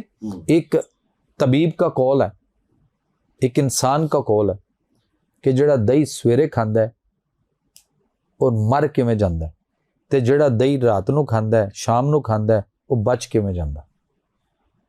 अच्छा अजकल मैं जो पूछिया तो मैनू ये जवाब आया कि नहीं कुछ फर्क नहीं पैंदा। सर जिन्हें पढ़िया नहीं उन्होंं की पता ना। नहीं सर डिग्री वाले लोग ही आते हैं। सर डाइटिशियन जेड़ा जे ਉਹਨੇ ਗੋਰੇ ਦੀ ਥਿਊਰੀ ਪੜ੍ਹੀ ਆ ਔਰ ਉਹਦੇ ਉੱਤੇ ਲੱਗਾ ਜਿਹਦੇ ਉੱਤੇ ਉਹਨੇ ਬਿਮਾਰੀਆਂ 'ਚ ਹੀ ਰੱਖਣਾ ਤੁਹਾਨੂੰ, ਜਾਂ ਉਂਝ ਦੀ ਜੋ ਉਹਨੂੰ ਜੋ ਪੜ੍ਹਾ ਗਿਆ ਉਹਦੇ 'ਚ ਹੀ ਆ। ਉਹ ਡਾइटिशियन ਕੁਰਾਨ ਪੜ੍ਹੇ ਨਾ, ਉੱਥੋਂ ਰਹਿਨਮਾਈ ਮਿਲੇਗੀ। ਤਰਬੂਜ ਤੋਂ ਬਾਅਦ ਪਾਣੀ ਨਹੀਂ ਪੀਣਾ ਚਾਹੀਦਾ, ਖਰਬੂਜੇ ਤੋਂ ਬਾਅਦ ਪਾਣੀ ਨਹੀਂ ਪੀਣਾ ਚਾਹੀਦਾ। ਨਹੀਂ ਪੀਣਾ ਚਾਹੀਦਾ, ਉਹਦਾ ਮਿਜ਼ਾਜ ਉਲਟ। ਚਾय ਤੋਂ ਬਾਅਦ ਪਾਣੀ ਨਹੀਂ ਪੀਣਾ ਚਾਹੀਦਾ। ठीक है चाय नहीं पीनी चाहिए, ठीक। अच्छा चलो ਜਿਹੜਾ ਪੀਂਦਾ ਚਾय ਪੀਂਦਾ। ਅੱਛਾ ਇੱਕ ਹੋਰ ਚਲੋ ਇੰਜ ਦੇਖ ਲਓ, ਮੈਂ ਤੁਹਾਡੇ ਕੋਲ ਬੈਠਾ, ਤੁਸੀਂ ਮੈਨੂੰ ਕਿਹਾ ਜੀ ਚਾय ਪੀ ਲਓ, ਮੈਂ ਕਿਹਾ ਜੀ ਯਾਰ ਚਾय ਨਹੀਂ ਸਰ, ਇਹ ਮੈਂ ਥੋੜੀ ਦੇਰ ਪਹਿਲੇ ਫਰਜ਼ ਕਰੋ ਮੈਂ ਮਿਸਾਲ ਦੇਣ ਲੱਗਾ, ਮੈਂ ਹਾਲਾਂਕਿ ਐਸਾ ਕਰਦਾ ਨਹੀਂ, ਮਿਸਾਲ ਦੇਣ ਲੱਗਾ ਕਿ ਅਗਰ ਨਹੀਂ ਭਾਈ ਨੇ ਮੈਨੂੰ ਬੋਤਲ ਪਿਆਤੀ ਹੋਵੇ ਤੇ ਮੈਂ ਤੁਹਾਡੇ ਕੋਲ ਪਹੁੰਚਿਆ, ਤੁਸੀਂ ਕਿਹਾ ਯਾਰ ਡਾਕਟਰ ਸਾਹਿਬ ਮੈਂ ਯਾਰ ਨਹੀਂ ਭਾਈ ਨੇ ਤੇ ਬੋਤਲ ਪਿਆਈ, ਅੱਛਾ ਤੇ ਫਿਰ ਇੰਜ ਕਰੋ ਚਾਹ ਪੀ ਲਓ, ਤੇ ਮੈਂ ਕਹਿੰਦਾ ਚੱਲ ਚਾਹ ਪਿਆ ਦੋ, ਹਾਂ ਠੀਕ ਹੈ। ਯਾਰ ਤੁਸੀਂ ਆਪਣੇ ਮਿਹਦੇ ਨਾਲ ਕਰ ਕੀ ਰਹੇ ਹੋ? ਯਾਨੀ ਤੁਸੀਂ ਪਹਿਲੇ ਚਾਹ ਪੀਤੀ ਤੇ ਫਿਰ ਸਰ ਇਹ ਤੇ ਮੈਂ ਤੁਹਾਨੂੰ ਸਰਕਾਰੀ ਦਫ਼ਤਰਾਂ ਦੀ ਗੱਲ ਕਰਨ ਲੱਗਾ। ਕੋਈ ਬੰਦਾ ਕਿਸੇ ਨੂੰ ਮਿਲਣ ਚਲਾ ਜਾਏ ਤੇ ਇੱਕ ਕਮਰੇ ਚੋਂ ਨਿਕਲੇ ਤੇ ਦੂਸਰੇ ਕੋਲ, ਤੇ ਇੱਧਰ ਇੱਕ ਵਾਕਫ ਬੈਠਾ, ਉਹਨੇ ਚਾਹ ਪਿਲਾਤੀ, ਦੂਜੇ ਨੇ ਬੋਤਲ ਪਿਲਾਤੀ, ਤੇ ਜੇ ਪਹਿਲੇ ਨੇ ਬੋਤਲ ਪਾਈ ਤੇ ਨਾਲ ਦੇ ਕਮਰੇ 'ਚ ਉਹਨੇ ਕਿਹਾ ਨਹੀਂ ਯਾਰ ਬੋਤਲ ਉਧਰੋਂ ਪੀਤੀ ਹੈ, ਕੁਛ ਨਹੀਂ ਪੀਣਾ। ਉਹ ਕਹਿੰਦਾ ਨਹੀਂ ਛੋਟੇ ਚਾਹ ਲਿਆ ਇੱਕ ਫਟਾਫਟ, ਉਹ ਪੀ ਰਿਹਾ, ਕੁਛ ਨਹੀਂ ਹੁੰਦਾ, ਉਹਦੇ ਅੱਗੇ ਰੱਖਤੀ। ਉਹ ਯਾਰ ਅੱਲਾ ਦਾ ਨਾਂ ਲਓ, ਕੁਛ ਨਹੀਂ ਹੁੰਦਾ, ਉਹਦਾ ਬੜਾ ਕੁਛ ਹੋ ਜਾਣਾ, ਤੁਹਾਨੂੰ ਪਤਾ ਹੀ ਨਹੀਂ। ਮੈਨੂੰ ਨਾ ਹੁਣ ਸਾਰਾ ਉਹ ਅਗਰ 15-20 ਸਾਲ ਪਹਿਲੇ ਚਲੇ ਜਾਈਏ ਨਾ, ਜਦੋਂ ਤੁਸੀਂ ਕਹਿੰਦੇ ਹੋ ਕਿ ਸਾਡੇ ਵੱਡਿਆਂ ਨੂੰ ਵੇਖਿਆ ਜਾਏ ਤੇ ਹੋਵੇ, ਇਹਨਾਂ ਚੀਜ਼ਾਂ ਦਾ ਬੜਾ ਖਿਆਲ ਰੱਖਿਆ। ਇਹ ਸਾਨੂੰ ਨਾਨੀਆਂ ਦਾਦੀਆਂ ਦੱਸਦੀਆਂ ਹੁੰਦੀਆਂ ਸੀ ਬਿਲਕੁਲ। ਤੂੰ ਤਰਬੂਜ ਖਾਦਾ ਨਾ, ਦਵਾਣਾ ਖਾਦਾ, ਇਸ ਤੋਂ ਬਾਅਦ ਤੂੰ ਪਾਣੀ ਨਹੀਂ ਪੀਣਾ। ਇਹ ਖਰਬੂਜ਼ਾ ਖਾਦਾ ਨਾ, ਇਸ ਤੋਂ ਬਾਅਦ ਪਾਣੀ ਨਹੀਂ ਪੀਣਾ। ਚਾਹ ਦੇ ਉੱਤੋਂ ਕੋਈ ਠੰਡੀ ਸ਼ੈ ਨਹੀਂ ਖਾਣੀ, ਔਰ ਇਹ ਖਤਮ ਹੋ ਗਿਆ ਵਾਲੀ ਚੀਜ਼। ਰਾਤ ਨੂੰ ਦਹੀਂ ਨਹੀਂ ਖਾਣੀ, ਇਹ ਚੀਜ਼ਾਂ ਹੁਣ ਸਾਰੀਆਂ ਖਤਮ। ਤੁਸੀਂ ਕੋਈ ਚਾਵਲ ਔਰ ਦਹੀਂ ਦੇ ਉੱਤੇ ਵੀ ਜਿਹੜਾ ਉਹ ਬੜਾ ਸਖਤ ਤਰੀਨ ਜਿਹੜਾ ਉਹ ਮਿਜ਼ਾਜ ਮੁਖਤਲਿਫ ਹੈ ਨਾ ਜੀ ਉਹਨਾਂ ਦਾ। ਚਾਵਲਾਂ ਦੇ ਉੱਤੇ ਦਹੀਂ ਪਾ ਕੇ ਖਾਣਾ ਮੁਜ਼ਰੇ ਸਿਹਤ ਹੈ ਇਨਸਾਨ ਵਾਸਤੇ। ਅਸੀਂ ਪਾਣੇ ਪਏ ਹਾਂ ਦਹੀਂ ਖਾਣ ਲੱਗਿਆ, ਦਹੀਂ ਦੇ ਵੇਲੇ ਤੁਸੀਂ ਉਹਦੇ ਨਾਲ ਖੀਰਾ, ਮੂਲੀ, ਗਾਜਰ ਜਾਂ ਬੰਦ ਗੋਭੀ ਜਾਂ ਪਿਆਜ਼ ਜਾਂ ਟਮਾਟਰ ਤੁਸੀਂ ਦਹੀਂ ਨਾਲ ਨਹੀਂ ਖਾ ਸਕਦੇ, ਤੇ ਅਸੀਂ ਉਹ ਸਾਰਾ ਕੁਝ ਉਹਦੇ ਵਿੱਚ ਕੱਟ ਕੇ ਪਾ ਲੈਂਦੇ ਹਾਂ। ਅਸੀਂ ਉਹਨੂੰ ਬਣਾ ਲੈਂਦੇ ਹਾਂ ਕੀ ਕਹਿ ਲਓ ਸੈਲਡ ਰਾਇਤਾ, ਔਰ ਉਦੋਂ ਬਾਅਦ ਫਿਰ ਉਹਨੂੰ ਅਸੀਂ ਚਾਵਲਾਂ ਦੇ ਉੱਤੇ ਪਾ ਲੈਂਦੇ ਹਾਂ, ਔਰ ਸਾਰਾ ਟੱਬਰ ਲੱਗੇ ਹੁੰਦੇ ਆ ਖਾਣ ਨੂੰ। ਅੰਡਾ ਉਬਾਲ ਕੇ ਖਾਂਦੇ ਹਾਂ ਅਸੀਂ, ਠੀਕ ਹੈ। ਗੱਲ ਜ਼ੇਨ 'ਚ ਆ ਗਈ ਤੁਹਾਡੇ ਇਸ ਪੋਡਕਾਸਟ ਦੇ ਵਿੱਚ, ਇਹ ਪਹਿਲੀ ਵਾਰੀ ਗੱਲ ਜੇ। ਤੁਸੀਂ ਪਹਿਲੀ ਵਾਰ ਆਏ, ਪਹਿਲੀ ਵਾਰੀ ਬਾਕੀ ਸਾਰੀਆਂ ਕੀਤੀਆਂ ਹੋਈਆਂ ਨੇ, ਨਹੀਂ ਕੁਛ ਕੀਤੀਆਂ ਨੇ ਕੁਛ ਨਹੀਂ ਹੋਈਆਂ ਨਾ। ਇਹ ਜਿਹੜੀ ਗੱਲ ਇਹ ਨਵੀਂ ਗੱਲ ਹੈ ਕਿ ਅੰਡਾ ਜਦੋਂ ਵੀ ਉਬਾਲ ਕੇ ਖਾਣਾ ਹੈ ਨਾ ਜੀ, ਉਹਨੂੰ ਉਸੇ ਵੇਲੇ ਉਬਾਲ ਕੇ ਦੇਸੀ ਪਰ, ਦੇਸੀ ਤੋਂ ਮੁਰਾਦ ਉਹ ਜਿਹਦੇ 'ਚ ਮੁਰਗੀ ਤੇ ਮੁਰਗੇ ਦੇ ਮਿਲਾਪ ਦੇ ਨਾਲ ਅੰਡਾ ਮਿਲਿਆ ਹੋਵੇ, ਉਹ ਹੋਏਗਾ ਦੇਸੀ। ਫੀਡ ਪਾ ਕੇ ਨਹੀਂ। ਅੱਛਾ, ਅੰਡਾ ਦੇਸੀ ਉਬਾਲ ਲਓ, ਉਬਾਲ ਕੇ ਜਦੋਂ ਉਹਨੂੰ ਖਾਣਾ ਹੈ ਤੇ ਉਹਨੂੰ ਉਬਾਲ ਲਓ, ਤੇ ਉਬਾਲ ਤੋਂ ਬਾਅਦ ਉਹਨੂੰ ਗਰਮ ਨੂੰ ਖਾ ਲਓ ਜਾਂ ਨੀਮ ਗਰਮ ਤੱਕ ਖਾ ਲਓ। ਠੰਡਾ ਅੰਡਾ ਖਾਦਾ ਤੇ ਤੁਹਾਡੇ ਜੋੜਾਂ ਪੱਠਿਆਂ 'ਚ ਮਸਲੇ ਸ਼ੁਰੂ ਹੋਣਗੇ, ਫੌਰੀ ਨਹੀਂ ਹੋਣਗੇ, ਕੁਝ ਅਰਸੇ ਤੋਂ ਬਾਅਦ ਹੋਣਗੇ, ਤੇ ਤੁਸੀਂ ਨਕਰਸ ਦੀ ਬਿਮਾਰੀ ਜਿਹੜੀ ਅਸੀਂ ਉਹਨੂੰ ਤਿਬ 'ਚ ਕਹਿੰਦੇ ਆ, ਜਾਂ ਜਿਹਨੂੰ ਤੁਸੀਂ ਆਰਥਰਾਈਟਿਸ ਕਹਿੰਦੇ ਹੋ, ਇਹ ਤੁਹਾਨੂੰ ਉਧਰ ਨੂੰ ਲੈ ਜਾਏਗੀ। ਤੇ ਲੋਕਾਂ ਨੂੰ ਪਤਾ ਨਹੀਂ ਅਸੀਂ ਠੰਡੇ ਆਂਡੇ ਖਾਈ ਜਾਂਦੇ ਹਾਂ। ਉਹ ਰਾਤ ਨੂੰ ਵੇਚਣ ਵਾਲੇ ਨੂੰ ਪਤਾ ਜੇ, ਜਿਹੜਾ ਉਹ ਥਰਮਸ 'ਚ ਪਾ ਕੇ ਆਵਾਜ਼ ਨਹੀਂ ਲਾਉਂਦਾ ਗਰਮ ਆਂਡੇ, ਉਹਨੂੰ ਪਤਾ ਹੈ, ਉਹ ਗਰਮ ਰੱਖਦਾ। ਲੇਕਿਨ ਜਦੋਂ ਉਹਦੇ ਵੀ ਕੁਛ ਨਾ ਵਿਕਣ, ਉਹਦੇ 'ਚ ਖਤਮ ਹੋ ਜੇ, ਤੇ ਫਿਰ ਉਹ ਕਹਿੰਦਾ ਭਾਵੇਂ ਹੁਣ ਇੰਜ ਦੇ 2-4 ਰਹਿ ਗਏ ਨੇ, ਚਲੋ ਖਾ ਖੂ ਲਓ। ਉਹਨੇ ਵੇਚ ਕੇ ਜਾਣੇ ਵਿਚਾਰੇ ਨੇ, ਵਰਨਾ ਉਹ ਗਰਮ ਰੱਖ ਕੇ ਵੇਚ ਰਿਹਾ। ਤੁਸੀਂ ਤੇ ਫ੍ਰਿਜ ਵੀ ਬੰਦ ਕਰਾ ਦੋਗੇ ਫਿਰ? ਉਹ ਫ੍ਰਿਜ ਕਿੱਥੋਂ ਆ ਗਈ ਸਰ? कुरान कहता जे, कुरान ਨੂੰ ਸਮਝੋ ਨਾ। कुरान क्या कह रहा है? कुरान में अल्लाह फरमाते हैं, ਅਸੀਂ ਅੱਜ ਆਪਣੇ ਬੱਚਿਆਂ ਨੂੰ ਭੇਜਦੇ ਹਾਂ ਲੈਣ ਵਾਸਤੇ, बेटा ये चीज़ ले आओ, फलां चीज़ ले आओ, मेहमान आए हैं, ये ले आओ, कुछ ले आओ खाने के लिए, बाजार जाओ, जो ਤੁਹਾਡਾ मूड है ले आओ, पैसे बढ़ो, जो दिल करदा ले आओ। सर कुरान ਨੂੰ ਵੇਖਣਾ ਹੈ ਕਿ अल्लाह ने की फरमाया। मैं अपनी गल ही कोई नहीं करांगा ना, मेरी तो हैसियत ही कोई नहीं। कुरान में अल्लाह फरमाते हैं,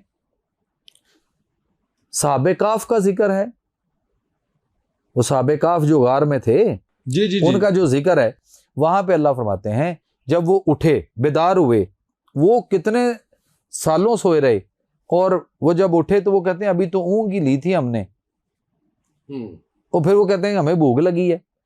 तो अल्लाह उनसे फरमाते हैं कि अब अपने में से तुम अपने में से किसी एक को इलाल मदीना शहर की तरफ भेजो। कुरान की आयत पढ़ लेना वहां से, इलाल मदीना शहर की तरफ भेजो, और इसे कहो जो आपके पास सिक्के हैं, जो आपके पास पैसे हैं, ये देकर इसे भेजो, और ये शहर की तरफ जाए, और इसे कहो कि ये वहां से उम्दा और तरोताज़ा लेकर आए।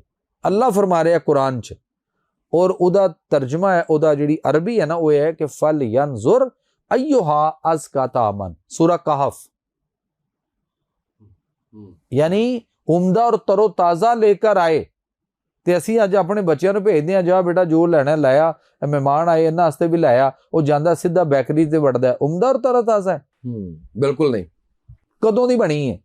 ਪੈਕ ਹੈ। ਜਿੰਨਾ ਵੀ ਚੀਜ਼ਾਂ ਜਿਹੜੀਆਂ ਤੁਹਾਡੀਆਂ ਕਿਧਰੋਂ ਪੈਕ ਤਿਆਰ ਹੋ ਕੇ ਵਿਕਦੀਆਂ ਪਈਆਂ ਨਾ ਸਰ, ਸਾਰੀਆਂ ਬਿਮਾਰੀਆਂ ਨੇ, ਸਾਰੀਆਂ ਬਿਮਾਰੀਆਂ ਜੇ, ਸਾਰੀ ਤੁਹਾਡੀ ਬੋਡੀ ਕੈਮਿਸਟਰੀ ਦੀ ਸਾਰੀ ਹਰ ਸ਼ੈ ਹਿਲਾ ਕੇ ਰੱਖ ਰਿਹਾ, ਸਾਨੂੰ ਉਹਦਾ ਪਤਾ ਹੀ ਨਹੀਂ। ਅਗਰ ਖਾਣਾ ਕੋਈ ਸਾਲਨ ਤੁਸੀਂ ਰੱਖਦੇ ਹੋ ਫ੍ਰਿਜ ਦੇ ਵਿੱਚ, ਆਪ ਘਰ ਦਾ ਬਣਿਆ ਹੋਇਆ, ਔਰ ਉਹ ਤੁਸੀਂ ਅਗਲੇ ਦਿਨ ਜਾ ਕੇ इस्तेमाल करते हो, वो ठीक? मेरी और आपकी माएँ दादियाँ क्या करती थी? जब फ्रिज नहीं थी तो क्या होता था? ताज़ा पकदा सी, कुरान दी आयत दे मुताबिक ताज़ा पकांदे सन, ताज़ा खांदे सन, ते असीं सेहतमंद तंदुरुस्त सां, ते असीं कबड्डी भी खेडदे सां, असीं कुश्तियां भी लड़दे सां, असीं बड़े फिट सां। फिर ओवन भी गया, ओवन तो जापान ने चुक के सुटता यार, हाले तुसीं हाले भी नहीं सुटना। नहीं वो फिर शुक्र करो, शुक्र करो कि साडी ज़बान नाल सरहद नहीं लगदी, नहीं असीं चुक के सारे इत्थे ले आउणे। नहीं उस तो बाद फिर किसी ने वही कमर्शियल आर्टिकल लिख दिता ना, और उन्होंने कहा नहीं ऐसा कुछ नहीं है, कोई कैंसर सर, ये तो छड़ दो ना, ये तो और गल दोबारा देखो। गल है कि फिर कुरान की दूसरी आयत हमें मिलती है, सूरह बकरा शुरू से देख लो, पहला पारा है, सूरह बकरा है, और आयत नंबर जो है ना वो 259 है। फनजुर इला तामिका व शराबिका लम यतसन्ना, क्या इंसान अपनी खुराक, खाने और पीने वाली चीज़ों पे गौर करो। कुरान कह रहा है गौर करो, ये गला सड़ा तो नहीं है, ये कुरान कह रहा है गौर करो, खाने और पीने की वाली चीज़ों पे गौर करो, ये गला सड़ा तो नहीं है। लो हुण सर तुसी फ्रिज खोल के वेख लो तो जिहड़ी चीज़ वेख लो गल सड़ रही है कि नहीं। गोश्त कदों आया? कुर्बानी दा हाले तक लोकां दा पिया नहीं खत्म होया भाजी, तुसी की करदे हो? गोश्त आया जी कदों? फ्रिज हाले भी पिया। मैं कहा जी क्यों पिया? वो जी कदों लिआंदा सी? पिछले इतवार नूं, संडे नूं। मैं कहा यार अगला संडे सिर ते आ गया तुहाडा, ते ये की कर रहा, पकाया क्यों नहीं? सर दिल नहीं किता, मेहमान नहीं आए, कोई मेहमान आंदे ते बना लैंदे, या साडा भी इकट्ठा लिया के रख लैंदे आ, ਅਸੀਂ ਲਿਆ ਕੇ ਇਕੱਠਾ ਰੱਖ ਲੈਨੇ। ਹੁਣ ਬਹੁਤ ਸਾਰੇ ਲੋਕ ਐਸੇ ਨੇ ਜਿਹੜੇ ਕਹਿੰਦੇ ਨੇ ਜੀ ਅਸੀਂ ਆਪਣਾ ਜ਼ਾਤੀ ਕਿਧਰੋਂ ਦੇਸੀ ਬੱਕਰਾ ਲੈਨੇ ਆ, ਉਹਨੂੰ ਲਿਆਨੇ ਆ, ਜ਼ਿਬਾ ਕਰਦੇ ਆ, ਆਪ ਕੋਲ ਖਲੋ ਕੇ ਸਾਫ਼ ਕਰਾ ਕੇ ਗੋਸ਼ਤ ਬਣਾਉਂਦੇ ਆ, ਰਲ ਜਾਂਦੇ ਆ, ਤਿੰਨ ਹਿੱਸੇ ਕਰਕੇ ਤੇ ਅਸੀਂ ਫ੍ਰੀਜ਼ ਕਰ ਦਿੰਦੇ ਆ, ਤੇ ਫਿਰ ਅਸੀਂ ਫ੍ਰਿਜ 'ਚ ਪਾ ਲੈਨੇ ਆ। ਅਬਦੁੱਲ ਨੂੰ ਬੜਾ ਕੰਮ ਕੀਤਾ ਸਰ। ਮੈਂ ਜਿੱਦਣ ਫੋਤ ਹੋ ਗਿਆ, ਹੋਣਾ ਤੇ ਹੈ ਨਾ ਇੱਕ ਦਿਨ, ਜਿੱਦਣ ਮੈਂ ਮਰ ਗਿਆ, ਉਦੋਂ ਮੇਰੀ ਡੈੱਡ ਬਾਡੀ ਤੇ ਘਰ ਵਾਲੇ ਨੇ 1 ਦਿਨ ਨਹੀਂ ਰੱਖਣੀ, ਤੇ ਗੋਸ਼ਤ ਅਸੀਂ 8 ਦਿਨ ਰੱਖ ਕੇ ਫ੍ਰਿਜ 'ਚ ਖਾਈ ਜਾ ਰਹੇ ਹਾਂ। ਓਏ ਹੋਏ ਹੋਏ ਹੋਏ ਹੋਏ ਹੋਏ ਹੋਏ। ਅਸੀਂ ਸੋਚਦੇ ਹੀ ਨਹੀਂ ਪਏ। ਮੈਨੂੰ ਇਹ ਦੱਸੋ, ਸੰਡੇ ਨੂੰ ਲਿਆਂਦਾ ਹੈ ਤੇ ਸੰਡੇ ਪਕਾਣਾ ਹੈ? ਨਹੀਂ, ਪਕਾਵਾਂਗੇ 2-3 ਦਿਨ ਬਾਅਦ, ਜਿੱਦਣ ਮੂਡ ਬਣਿਆ। ਤੇ ਫਿਰ ਜਿੱਦਣ ਮੂਡ ਬਣਿਆ 3 ਦਿਨ ਬਾਅਦ, 4 ਦਿਨ ਬਾਅਦ, ਜਾਂ 7 ਦਿਨ ਗੁਜ਼ਰ ਗਏ ਨੇ ਤੇ ਹਾਲੇ ਤੱਕ ਨਹੀਂ ਪਕਾਇਆ, ਤੇ ਉਸ ਸੰਡੇ ਫਿਰ ਲਿਆਓ। ਤੇ ਫਿਰ ਜਿੱਦਣ ਪਕਾਣਾ ਸੀ ਉਦੋਂ ਕਸਾਈ ਕੋਈ ਨਹੀਂ, ਉਹ ਤੇ ਰੋਜ਼ ਤਾਜ਼ਾ। ਅੱਛਾ, ਇੱਕ ਹੋਰ ਮਿੱਥ ਹੈ ਨਵੀਂ, ਇੱਥੇ ਇੱਕ ਹੋਰ ਪੰਗਾ, ਗੋਸ਼ਤ ਲਿਆ ਕੇ ਘਰ ਰੱਖ ਦੋ, ਤੁਸੀਂ ਡਾਈਨਿੰਗ ਤੇ ਕਿਧਰੇ ਘਰ 'ਚ ਰੱਖਤਾ ਔਰ ਤੁਸੀਂ ਚੁੱਪ ਕਰਕੇ ਬਾਹਰ ਚਲੇ ਗਏ, ਤੇ ਸਰ ਤੁਹਾਨੂੰ ਕਾਲ ਆ ਜਾਣੀ ਜੇ ਘਰੋਂ, ਉਸਾਮਾ ਭਾਈ ਦੀ ਕਲਾਸ ਲੱਗ ਜਾਣੀ। ਪਤਾ ਕੀ ਕਿ ਇਹ ਗੋਸ਼ਤ ਤੁਸੀਂ ਚੰਗੇ ਬੰਦੇ ਹੋ ਯਾਰ, ਤੁਸੀਂ ਗੋਸ਼ਤ ਉੱਥੇ ਰੱਖ ਗਏ ਹੋ, ਗੋਸ਼ਤ ਖਰਾਬ ਹੋ ਜਾਣਾ ਸੀ, ਮੈਂ ਨਾ ਵੇਖਦੀ ਤੇ ਫਿਰ ਗੋਸ਼ਤ ਖਰਾਬ। ਤੁਸੀਂ ਬੱਕਰੇ ਦਾ 2,500-3,000 ਰੁਪਏ ਕਿਲੋ ਲਿਆ ਕੇ ਤੇ ਤੁਸੀਂ ਤੇ ਬੇੜਾ ਗਰਕ ਕਰ ਦੇਣ ਲੱਗੇ ਸੀ। ਇਹ ਮੈਂ ਤੁਹਾਨੂੰ ਸਿਆਣੀ ਧੀ ਲੱਭ ਗਈ ਆ ਕਿ ਜਨਾਬ ਇਹ ਤੁਸੀਂ ਰੱਖ ਗਏ, ਤੁਸੀਂ ਮੈਨੂੰ ਦੱਸਿਆ ਹੀ ਨਹੀਂ, ਇਹ ਫ੍ਰਿਜ 'ਚ ਰੱਖਣਾ ਸੀ, ਉੱਥੇ ਤੇ ਖਰਾਬ ਹੋਇਆ। ਮੈਂ ਹੋਰ ਘੰਟਾ ਨਾ ਵੇਖਦੀ ਤੇ ਬੁੱਸ ਜਾਣਾ ਸੀ।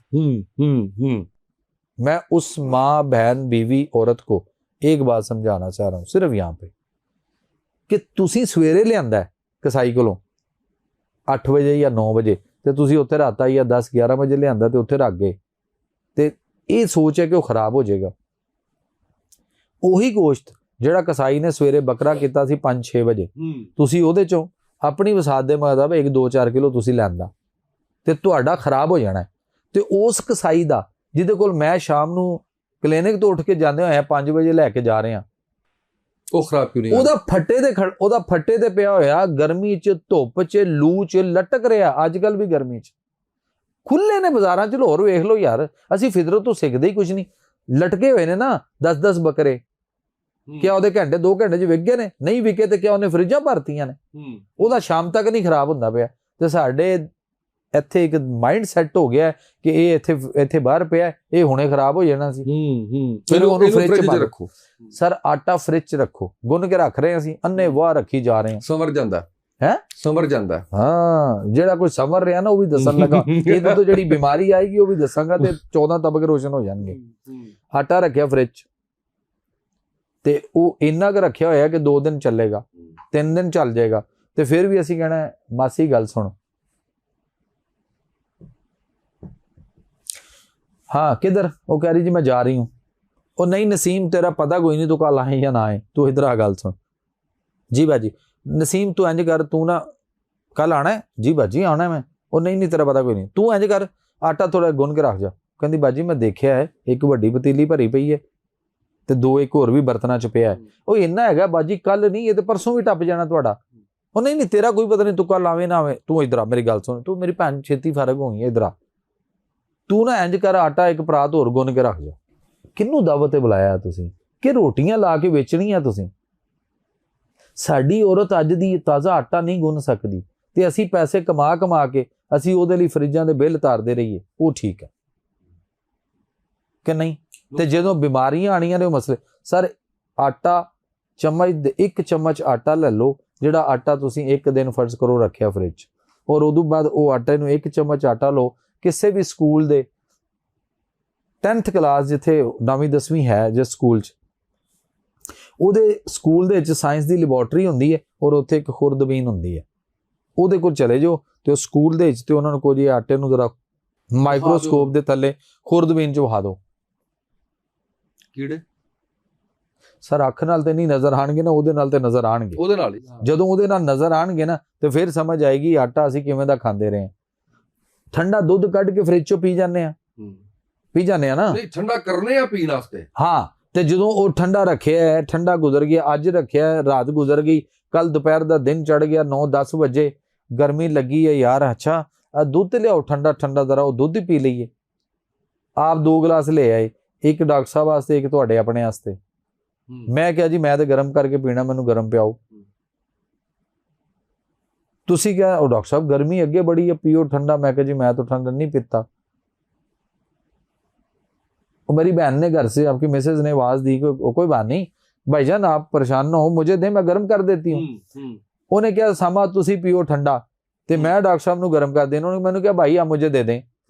मैंने उनको मैं कहा ये बहन मुझे गर्म कर दे, उन्होंने कहा कोई गल नहीं गर्म हो जाता हुणे। उन्हें जाके चूल्हे ते रखिया, 2 ਮਿੰਟ ਦੇ ਵਿੱਚ ਜਦੋਂ ਉਹਨੂੰ ਉਬਾਲਾ ਆਇਆ, ਥੋੜਾ ਕੁ ਗਰਮ ਹੋਇਆ, ਉਹਨੇ ਉੱਥੋਂ ਆਵਾਜ਼ ਦਿੱਤੀ, ਸਾਮਾ दूध ना पीना, दूध फट गया, ये खराब है, ਤੇ ਸਾਮਾ ਉਹਨੀ ਦੇਰ ਨੂੰ ਗੱਟਾ ਗੱਟ ਪੀ ਗਿਆ। ਫਿਰ ਸਾਮਾ ਨੇ ਠੰਡ ਫ੍ਰਿਜ 'ਚ ਰੱਖ ਕੇ ਠੰਡਾ ਦੁੱਧ ਕਿਵੇਂ ਦਾ ਪੀਤਾ? ਖਰਾਬ ਫੁੱਟੇ ਹੋਇਆ। ਤੇ ਇਸ ਤਰ੍ਹਾਂ ਹੀ ਤੁਸੀਂ ਜ਼ਰਾ ਇਸ ਗੱਲ ਦੇ ਉੱਤੇ ਗੌਰ ਕਰੋ ਨਾ, ਇਹਨੂੰ ਜ਼ਰਾ ਅਸੀਂ ਖਿੱਚਦੇ ਹਾਂ, ਵੱਡਾ ਕਰਦੇ ਹਾਂ।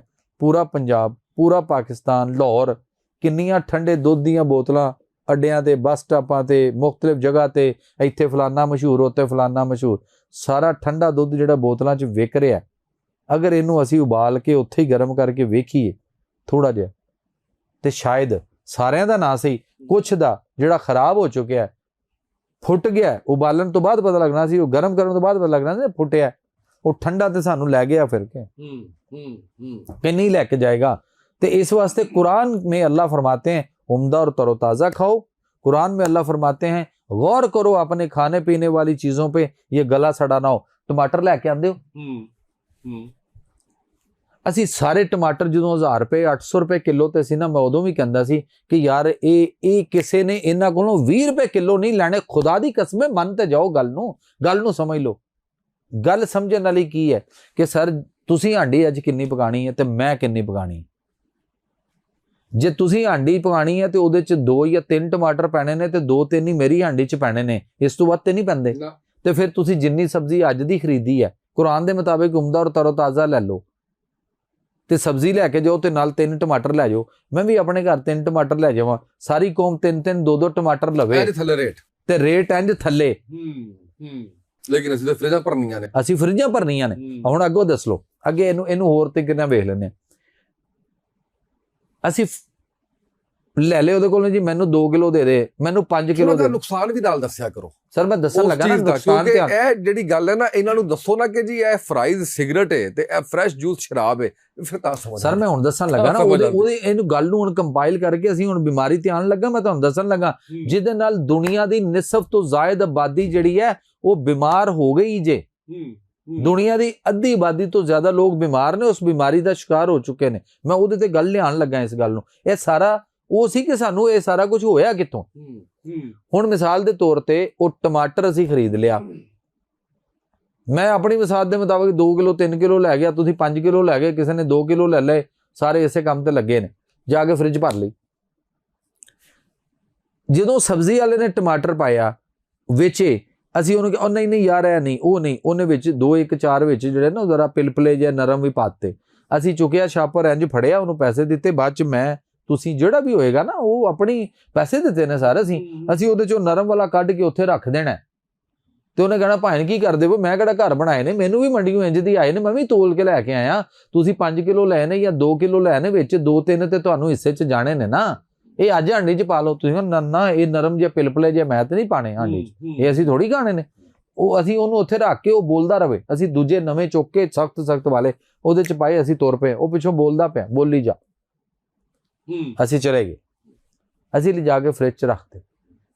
24 ਘੰਟੇ ਤੋਂ ਬਾਅਦ ਫ੍ਰਿਜ ਦੇ ਵਿੱਚ ਉਹ ਜਿਹੜੇ ਅਸੀਂ 2 ਟਮਾਟਰ ਸੁੱਟ ਕੇ ਉਹਨੂੰ ਵੀ ਨਾਰਾਜ਼ ਕੀਤਾ ਜਾਂ ਬੋਲਦੇ ਰਹੇ, ਜਾਂ ਅਸੀਂ ਸਮਝਿਆ ਕਿ ਅਸੀਂ ਸਿਆਣੇ ਭਾਈ, ਪੈਸੇ ਨਹੀਂ ਦਿੱਤੇ, ਅਸੀਂ ਤੈਨੂੰ ਪੈਸੇ ਕਿਹੜੇ ਖਰਾਬ ਦੇ ਰਹੇ ਹਾਂ, ਤੈਨੂੰ ਪੈਸੇ ਵੀ ਠੀਕ ਦੇ ਰਹੇ। ਉਹ ਜਿਹੜੇ ਟਮਾਟਰ ਅਸੀਂ ਨਰਮ ਪਿਲਪਲੇ ਛੱਡ ਆਏ ਸਾਂ, ਇਹ ਜਿਹੜੇ ਅਸੀਂ 2-4 ਕਿਲੋ ਲਿਆ ਕੇ ਫ੍ਰਿਜ ਚ ਰੱਖ ਲਏ, 24 ਘੰਟੇ ਬਾਅਦ ਇਹ ਉਹਦੇ ਰੰਗੇ ਪਿਲਪਲੇ ਜ਼ਰੂਰ ਹੋ ਗਏ ਨੇ, ਤੇ ਮਜ਼ੀਦ ਹੋਰ 6-8 ਘੰਟੇ ਤੋਂ ਬਾਅਦ ਉਹਦੇ ਤੋਂ ਵੀ ਭੈੜੇ ਹੋ ਗਏ, ਗਲਣ ਸੜਨ ਦਾ ਅਮਲ ਸ਼ੁਰੂ ਹੋ ਗਿਆ। ਉਹ ਟਮਾਟਰ ਜਿਹੜੇ ਨੇ ਫਿਰ ਅਸੀਂ ਹਾਂਡੀ ਚ ਪਾਈ ਜਾ ਰਹੇ। ਤੇ ਅੱਜ ਕੱਲ ਗਰਮੀ ਬਹੁਤ ਹੈ, ਸਾਡੀਆਂ ਔਰਤਾਂ ਉਹ ਕਹਿੰਦੀਆਂ ਨੇ ਜ਼ਿਆਦਾ ਉਹ ਖਰਾਬ ਪਿਲਪਲੇ ਹੋ ਗਏ ਨੇ, ਨਰਮ ਹੋ ਗਏ ਨੇ, ਲੇਕਿਨ ਉਹ ਸਮਝਦੀ ਹੈ कि ये हाले भी ठीक है, फ्रिज च पिया है तो ठीक है। कुरान कहता है गलने सड़ने की चीजों पे गौर करो। ਉਹ ਗਲ ਸੜ ਵੀ ਰਿਹਾ, ਅਸੀਂ ਉੱਥੋਂ ਚੁੱਕਿਆ ਫ੍ਰਿਜ ਦੇ ਉਤਲੇ ਖਾਨੇ 'ਚ ਰੱਖਤਾ, ਉੱਥੇ ਉਹ ਪੱਥਰ ਬਣ ਗਿਆ, ਜੰਮ ਗਿਆ, ਤੇ ਫਿਰ ਉੱਥੋਂ ਕੱਢਿਆ 2 ਕਿਤੇ ਉਹ ਪੱਥਰ ਦੇ ਪੱਥਰ ਜਾਂ ਗਰਮ ਪਾਣੀ 'ਚ ਜਾਂ ਤਾਜ਼ਾ ਪਾਣੀ 'ਚ ਡਬੋ ਛੱਡੇ। ਜੇ ਵੇਖਿਆ ਨਹੀਂ ਹਾਲੇ ਵੀ ਉਹ ਨਰਮ ਹੋਇਆ ਤੇ ਚੁੱਕੇ ਉਂਝ ਹੀ ਹਾਂਡੀ 'ਚ ਸੁੱਟਤੇ। ਚੱਲ ਹੁਣੇ ਗਰਮੈਸ਼ ਨਾਲ ਆਪੇ ਵਿੱਚ ਮਿੱਧ ਮੁੱਧ ਕੇ ਠਾ ਠੂ ਕਰਕੇ ਠਾ ਠਈਆ ਤੇ ਦੇ ਦਿੱਤਾ ਸਾਰਾ ਕੁਝ, ਤੇ ਬਿਮਾਰੀਆਂ ਨਹੀਂ ਆਣੀਆਂ ਤੇ ਕੀ ਹੋਏਗਾ। मैदा आप सल्लम ने अपनी पूरी जिंदगी सबसे ज्यादा जौ की रोटी, जौ का दलिया तनावल फरमाया। कभी कभार गंदम की रोटी भी आप सल्लम ने तनावल फरमाई, लेकिन मेरे और आपके नबी आखिर ज़मान ने अपनी पूरी जिंदगी कभी भी सर उन्होंने मैदे की कोई चीज चखी भी नहीं।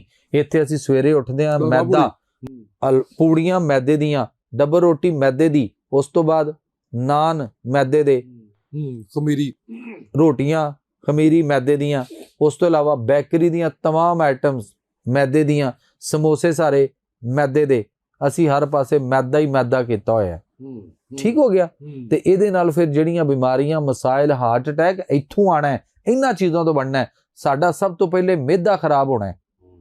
ਠੀਕ ਹੈ, ਮਿਹਦੇ 'ਚ ਅਸੀਂ ਜੋ ਪਾ ਰਹੇ ਹਾਂ ਉਹਨੇ ਹੀ ਅੱਗੇ ਉਹ ਹੀ ਦੇਣਾ ਹੈ।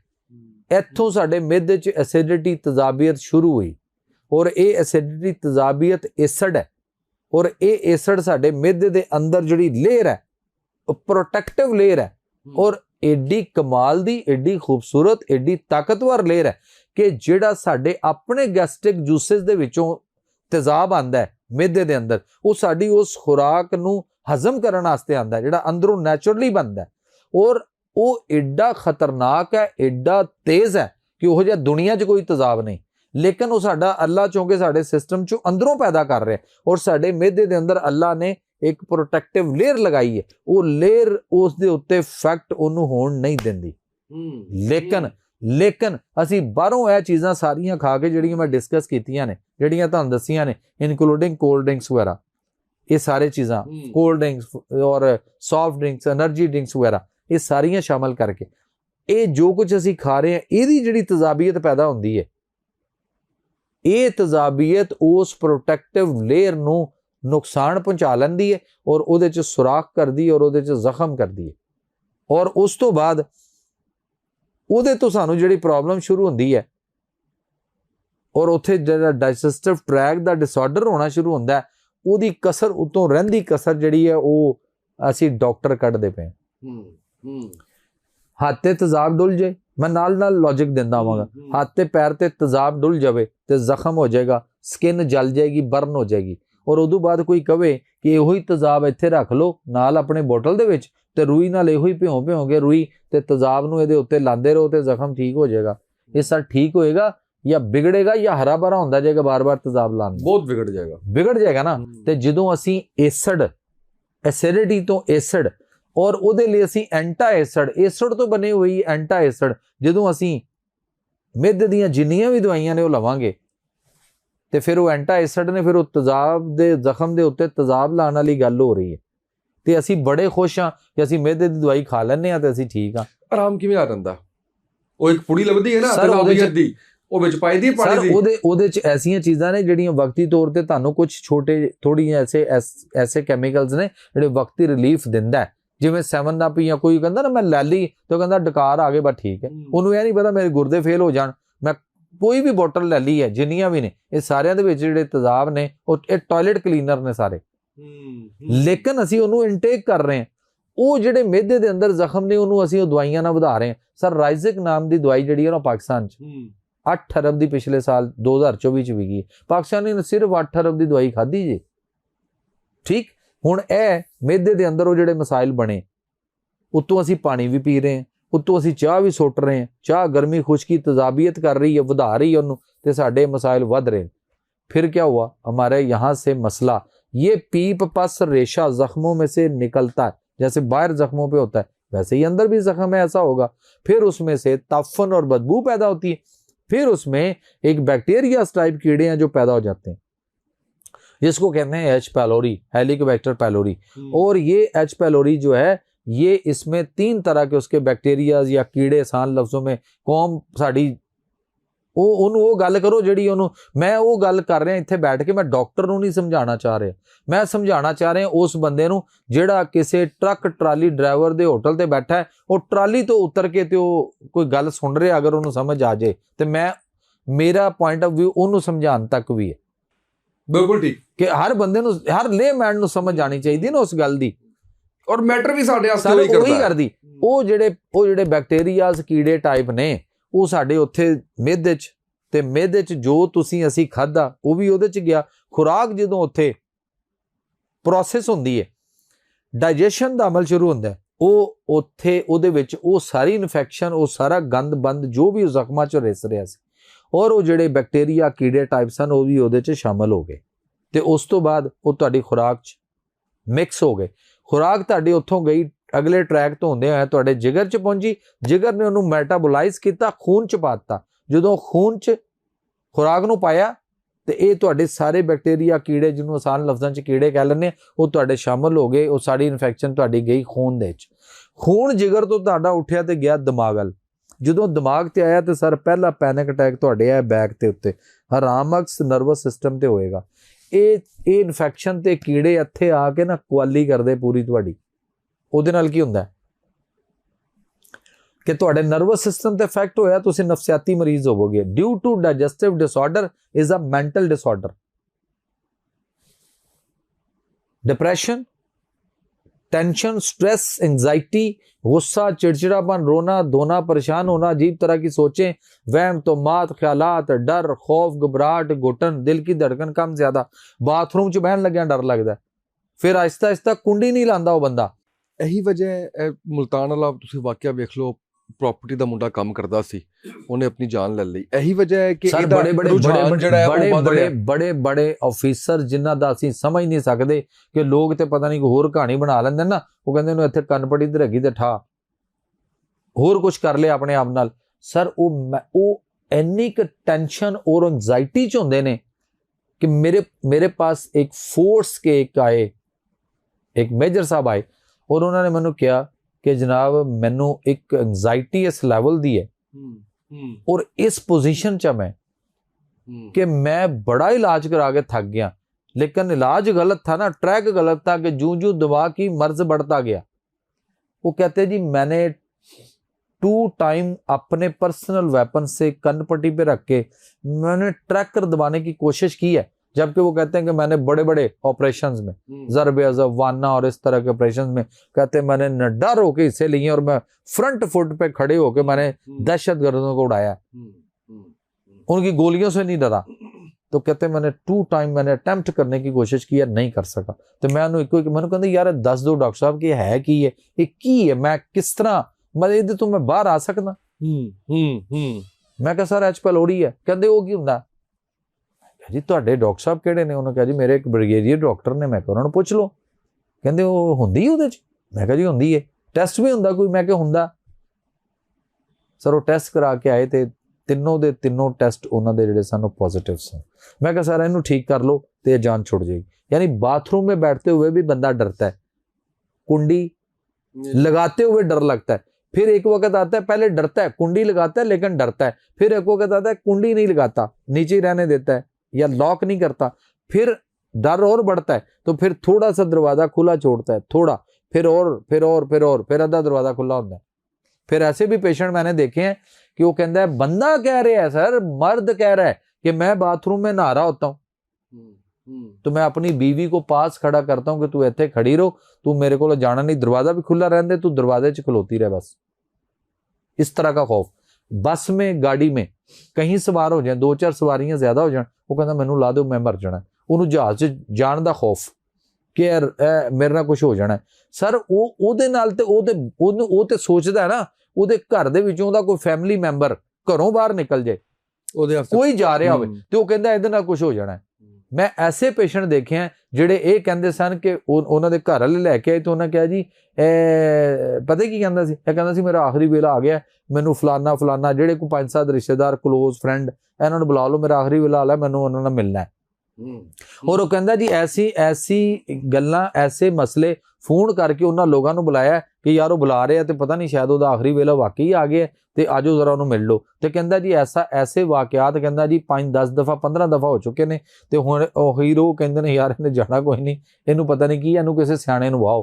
ਪਿਛਲੇ ਹਫਤੇ ਮੈਂ ਇੱਕ ਪੇਸ਼ੈਂਟ ਵੇਖਿਆ, ਉਹ ਕਹਿੰਦਾ ਜੀ ਨਜੂਮੀ ਨੇ ਕਿਹਾ ਇਹਨੂੰ ਕੋਈ ਜਿੰਨ ਭੂਤ ਜਾਦੂ ਟੂਣਾ ਸਾਇਆ ਦੇ ਉੱਤੇ ਕੋਈ ਅਮਲ ਕੀਤਾ ਕਿਸੇ ਨੇ, ਕਹਿੰਦਾ 4.5 ਲੱਖ ਸਾਡੇ ਕੋਲ ਨਜੂਮੀ ਲੈ ਕੇ ਨਿਕਲ ਗਿਆ। ਇਹ ਜਿੰਨੇ ਪਾਗਲ ਨੇ, ਮੈਂਟਲ ਨੇ, ਜਿਹੜੇ ਮੈਂਟਲ ਡਿਸਆਰਡਰਸ ਨੇ, ਇਹ ਸਾਰੇ ਲੋਕ ਐਚ ਪੈਲੋਰੀ ਦੇ ਟੈਸਟ ਕਰਾ ਲਓ, ਪੋਜ਼ਿਟਿਵ ਹੋਣਗੇ। ਜਿੰਨਿਆਂ ਨੂੰ ਅਸੀਂ ਕਹਿੰਦੇ ਆ ਜਾਦੂ ਟੂਣਾ ਸਾਇਆ, ਇਹਨਾਂ ਦੇ ਟੈਸਟ ਕਰਾ ਲਓ, ਐਚ ਪੈਲੋਰੀ ਪੋਜ਼ਿਟਿਵ ਹੋਏਗਾ। ਔਰ ਇਹਦੀ ਵਜ੍ਹਾ, ਸਭ ਤੋਂ ਵੱਡੀ ਵਜ੍ਹਾ ਪਤਾ ਕੀ? ਇਹ ਉਹ ਪੀਜ਼ੇ, 버ਗਰ, ਸ਼ਵਾਰਮੇ ਔਰ ਉੱਤੋਂ ਰਹਿੰਦੀ ਕਸਰ, ਚਿਕਨ ਤੇ ਵੈਸੇ ਹੀ ਕਰ ਰਿਹਾ ਸੀ ਨਾ ਜਿਹੜਾ ਕਰ ਰਿਹਾ ਸੀ, ਉੱਤੋਂ ਰਹਿੰਦੀ ਕਸਰ ਹੈ ਜਿਹੜੀ ਮੁਰਦਾ ਮੁਰਗੀਆਂ, ਠੰਡੀ ਮੁਰਗੀ ਵਿਕੀ ਜਾ ਰਹੀ ਔਰ ਉਹਨੂੰ ਖਵਾਈ ਜਾ ਰਹੇ ਅਸੀਂ ਕੌਮ ਨੂੰ ਸ਼ਵਾਰਮਿਆਂ ਦੀ ਸ਼ਕਲ 'ਚ। ਇਹ ਸਾਰਾ ਕੁਝ ਸਾਨੂੰ ਇੱਥੋਂ ਮਿਲ ਰਿਹਾ।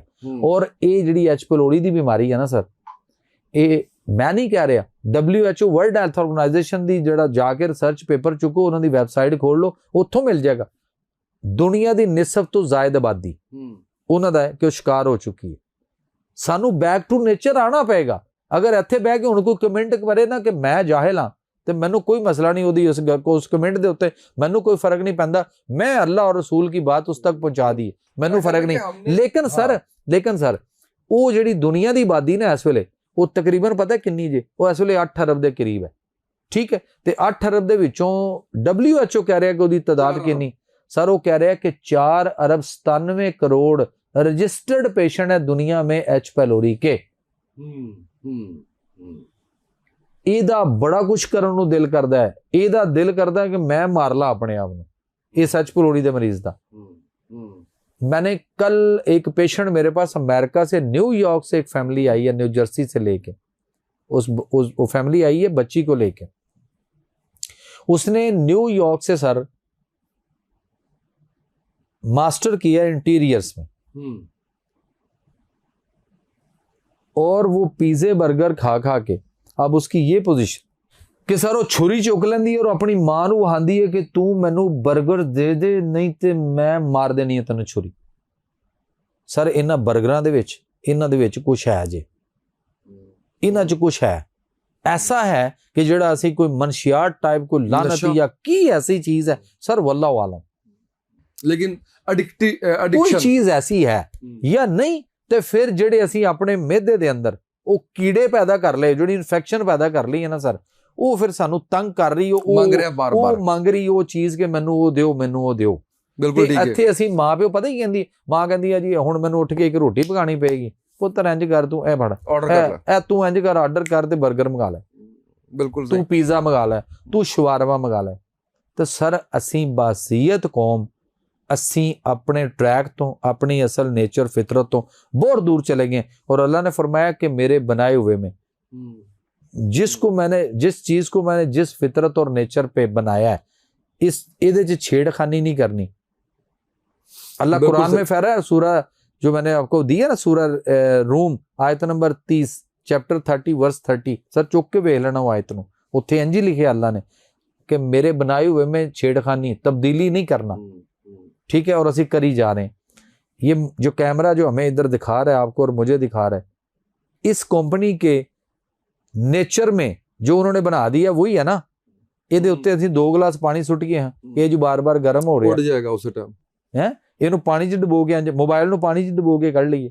ਉਹ ਮੈਂ ਇੱਕ ਜਗ੍ਹਾ ਤੇ ਇੰਟਰਵਿਊ 'ਚ ਕਿਸੇ ਮੈਂ ਕਹਿਤਾ ਕਿ ਮੋਬਾਈਲ ਦੀ ਨੇਚਰ 'ਚ ਨਹੀਂ ਹੈ ਕਿ ਇਹਨੂੰ ਪਾਣੀ 'ਚ ਪਾ ਕੇ ਤੇ ਇੰਜ ਬਾਹਰ ਕੱਢੀਏ ਤੇ ਖਰਾਬ ਨਾ ਹੋਵੇ ਪਾਣੀ 'ਚ, ਤੇ ਗਿਆ ਤੇ ਜ਼ਾਇਆ ਹੋ ਗਿਆ। ਉਹ ਕਿਸੇ ਨੇ ਕਮੈਂਟ ਕਰਤਾ ਥੱਲੇ, ਉਹਨੇ ਕਿਹਾ ਜੀ ਮੇਰੇ ਕੋਲ ਉਹ ਹੈਗਾ, ਉਹਨੇ ਕਿਹਾ ਮੇਰੇ ਕੋਲ ਆਈਫੋਨ ਹੈਗਾ ਵਾਟਰਪ੍ਰੂਫ ਹੈਗਾ ਜਨਾਬ। ਉਹ ਮੈਂ ਕਿਹਾ ਭਾਈ ਤੇਰੇ ਕੋਲ ਹੈਗਾ, ਮੇਰੇ ਕੋਲ ਵੀ ਆਈਫੋਨ 15 ਪ੍ਰੋ ਹੈਗਾ। ਮੈਂ ਲਾਸਟ ਟਾਈਮ ਨਿਊਯਾਰਕ ਤੋਂ ਪਰਚੇਜ਼, ਮੈਨੂੰ ਕਿਸੇ ਨੇ ਉੱਥੇ ਗਿਫਟ ਕੀਤਾ ਸੀ। ਉੱਥੇ ਮੇਰਾ ਕੈਂਸਰ ਦਾ ਪੇਸ਼ੈਂਟ ਠੀਕ ਹੋਇਆ ਤਾਂ ਮੈਨੂੰ ਉਹਦੇ ਕੋਲ, ਉੱਥੇ ਮੈਂ ਗਿਆ ਤੇ ਉਹਨੇ ਮੈਨੂੰ ਗਿਫਟ ਕੀਤਾ। ਤੇ ਉਹ ਮੈਂ ਕਿਹਾ ਮੈਂ ਉਹਨੂੰ ਲੈ ਕੇ ਸਵਿਮਿੰਗ ਪੂਲ 'ਚ ਚਲੇ ਜਾਂਦਾ। ਮੈਂ ਸਵਿਮਿੰਗ ਪੂਲ 'ਚ ਥੱਲੇ ਬਹਿ ਕੇ, ਮੈਂ ਔਰ ਬੇਟਾ ਸਵਿਮਿੰਗ ਪੂਲ 'ਚ ਉੱਥੇ ਵਰਜੀਨੀਆ ਦੇ ਵਿੱਚ ਅਸੀਂ ਜਿੱਥੇ ਠਹਿਰੇ ਸੀ, ਅਸੀਂ ਉੱਥੇ ਉਹ ਵੀਡੀਓ ਬਣਾਉਂਦੇ ਰਹੇ। ਮੈਂ ਕਿਹਾ ਉਹ ਇੱਕ ਮੋਬਾਈਲ ਹੈ ਨਾ, ਉਹਦੀ ਨੇਚਰ 'ਚ ਹੈਗਾ, ਐਪਲ ਦੀ ਉਸ ਨੇਚਰ 'ਚ ਹੈਗਾ ਕਿ ਉਹਨੂੰ ਪਾਣੀ 'ਚ ਲੈ ਜਾਓ ਤੇ ਤੁਸੀਂ ਲੈ ਜਾਂਦੇ ਹੋ, ਲੇਕਿਨ ਦੂਜੇ ਦੀ ਨੇਚਰ 'ਚ ਨਹੀਂ ਹੈਗਾ। ਤੇ ਫਿਰ ਛੇੜ ਕੇ ਕਿਤੇ ਕੋਲ ਲੈ ਕੇ ਜਾ ਕੇ ਲੈ ਜਾਓ ਸਹੀ ਨਾ ਉਹਨੂੰ ਆਈਫੋਨ। ਔਰ ਸਰ 15 ਪ੍ਰੋ ਨੂੰ ਸਰ ਮੈਂ ਕਹਿੰਦਾ 16 ਪ੍ਰੋ ਲੈ ਲਓ ਹੁਣ, ਉਹਨੂੰ ਤੁਸੀਂ ਜਰਾ ਧੁੱਪ 'ਚ ਘੰਟਾ ਖੜੇ ਹੋ ਕੇ ਵੇਖੋ, ਉਹ ਹੀਟ ਕਰਕੇ ਕਹਿੰਦਾ ਜਵਾਬ ਹੈ ਮੇਰੇ ਕੋਲ, ਪਹਿਲੇ ਮੈਨੂੰ ਤੇ ਕੋਲ ਲੈ ਕੇ ਜਾਓ, ਫਿਰ ਉਹਨੂੰ ਲਿਜਾ ਕੇ ਕਿਧਰੇ ਠੰਡਾ ਕਰਨਾ ਪੈਂਦਾ, ਫਿਰ ਉਹ ਕੰਮ करता है। यस सो हमें ना फितरत और नेचर को सीखना पड़ेगा, उसके पास आना पड़ेगा, उसके करीब आना पड़ेगा। अल्लाह ने हर चीज नेचर और फितरत पर बनाई, और उसके लिए अल्लाह ने एक ज़ाब्ता हयात, दीन, जिंदगी करने का तरीका, सिस्टम और वे ऑफ लाइफ दिता है सर कुरान। बहुत जबरदस्त इंफॉर्मेशन आपने दी है, और मैं इसकी क्लोजिंग की तरफ आते हुए ये कहना चाहूँगा कि ये हर मकतबा फ़िक्र और हर उम्र के मर्द, औरत, बच्चा, बच्ची, बूढ़ा, जवान, ये पॉडकास्ट उनके लिए है। मेरा ख्याल है कि शायद कोई एक आधा पॉडकास्ट ऐसा हो जिसके बारे में मैंने कहा हो कि इसको पूरा ज़रूर सुनिएगा। और ये एक वाहिद ऐसा पॉडकास्ट है जिसकी मेरी ना दिल से ख्वाहिश है कि ये एक बार सुने ज़रूर, और बहुत सी चीज़ें मैं ऐसी सीखी आज कि आप यकीन जानिए कि एक दफ़ा ख्याल आ रहा है और फिर कनेक्ट करते हैं आप अगर है ना जी अपना 90s के हैं तो आप बड़े आराम से कनेक्ट कर जाएंगे कि हमने क्या क्या कुछ चेंज किया है।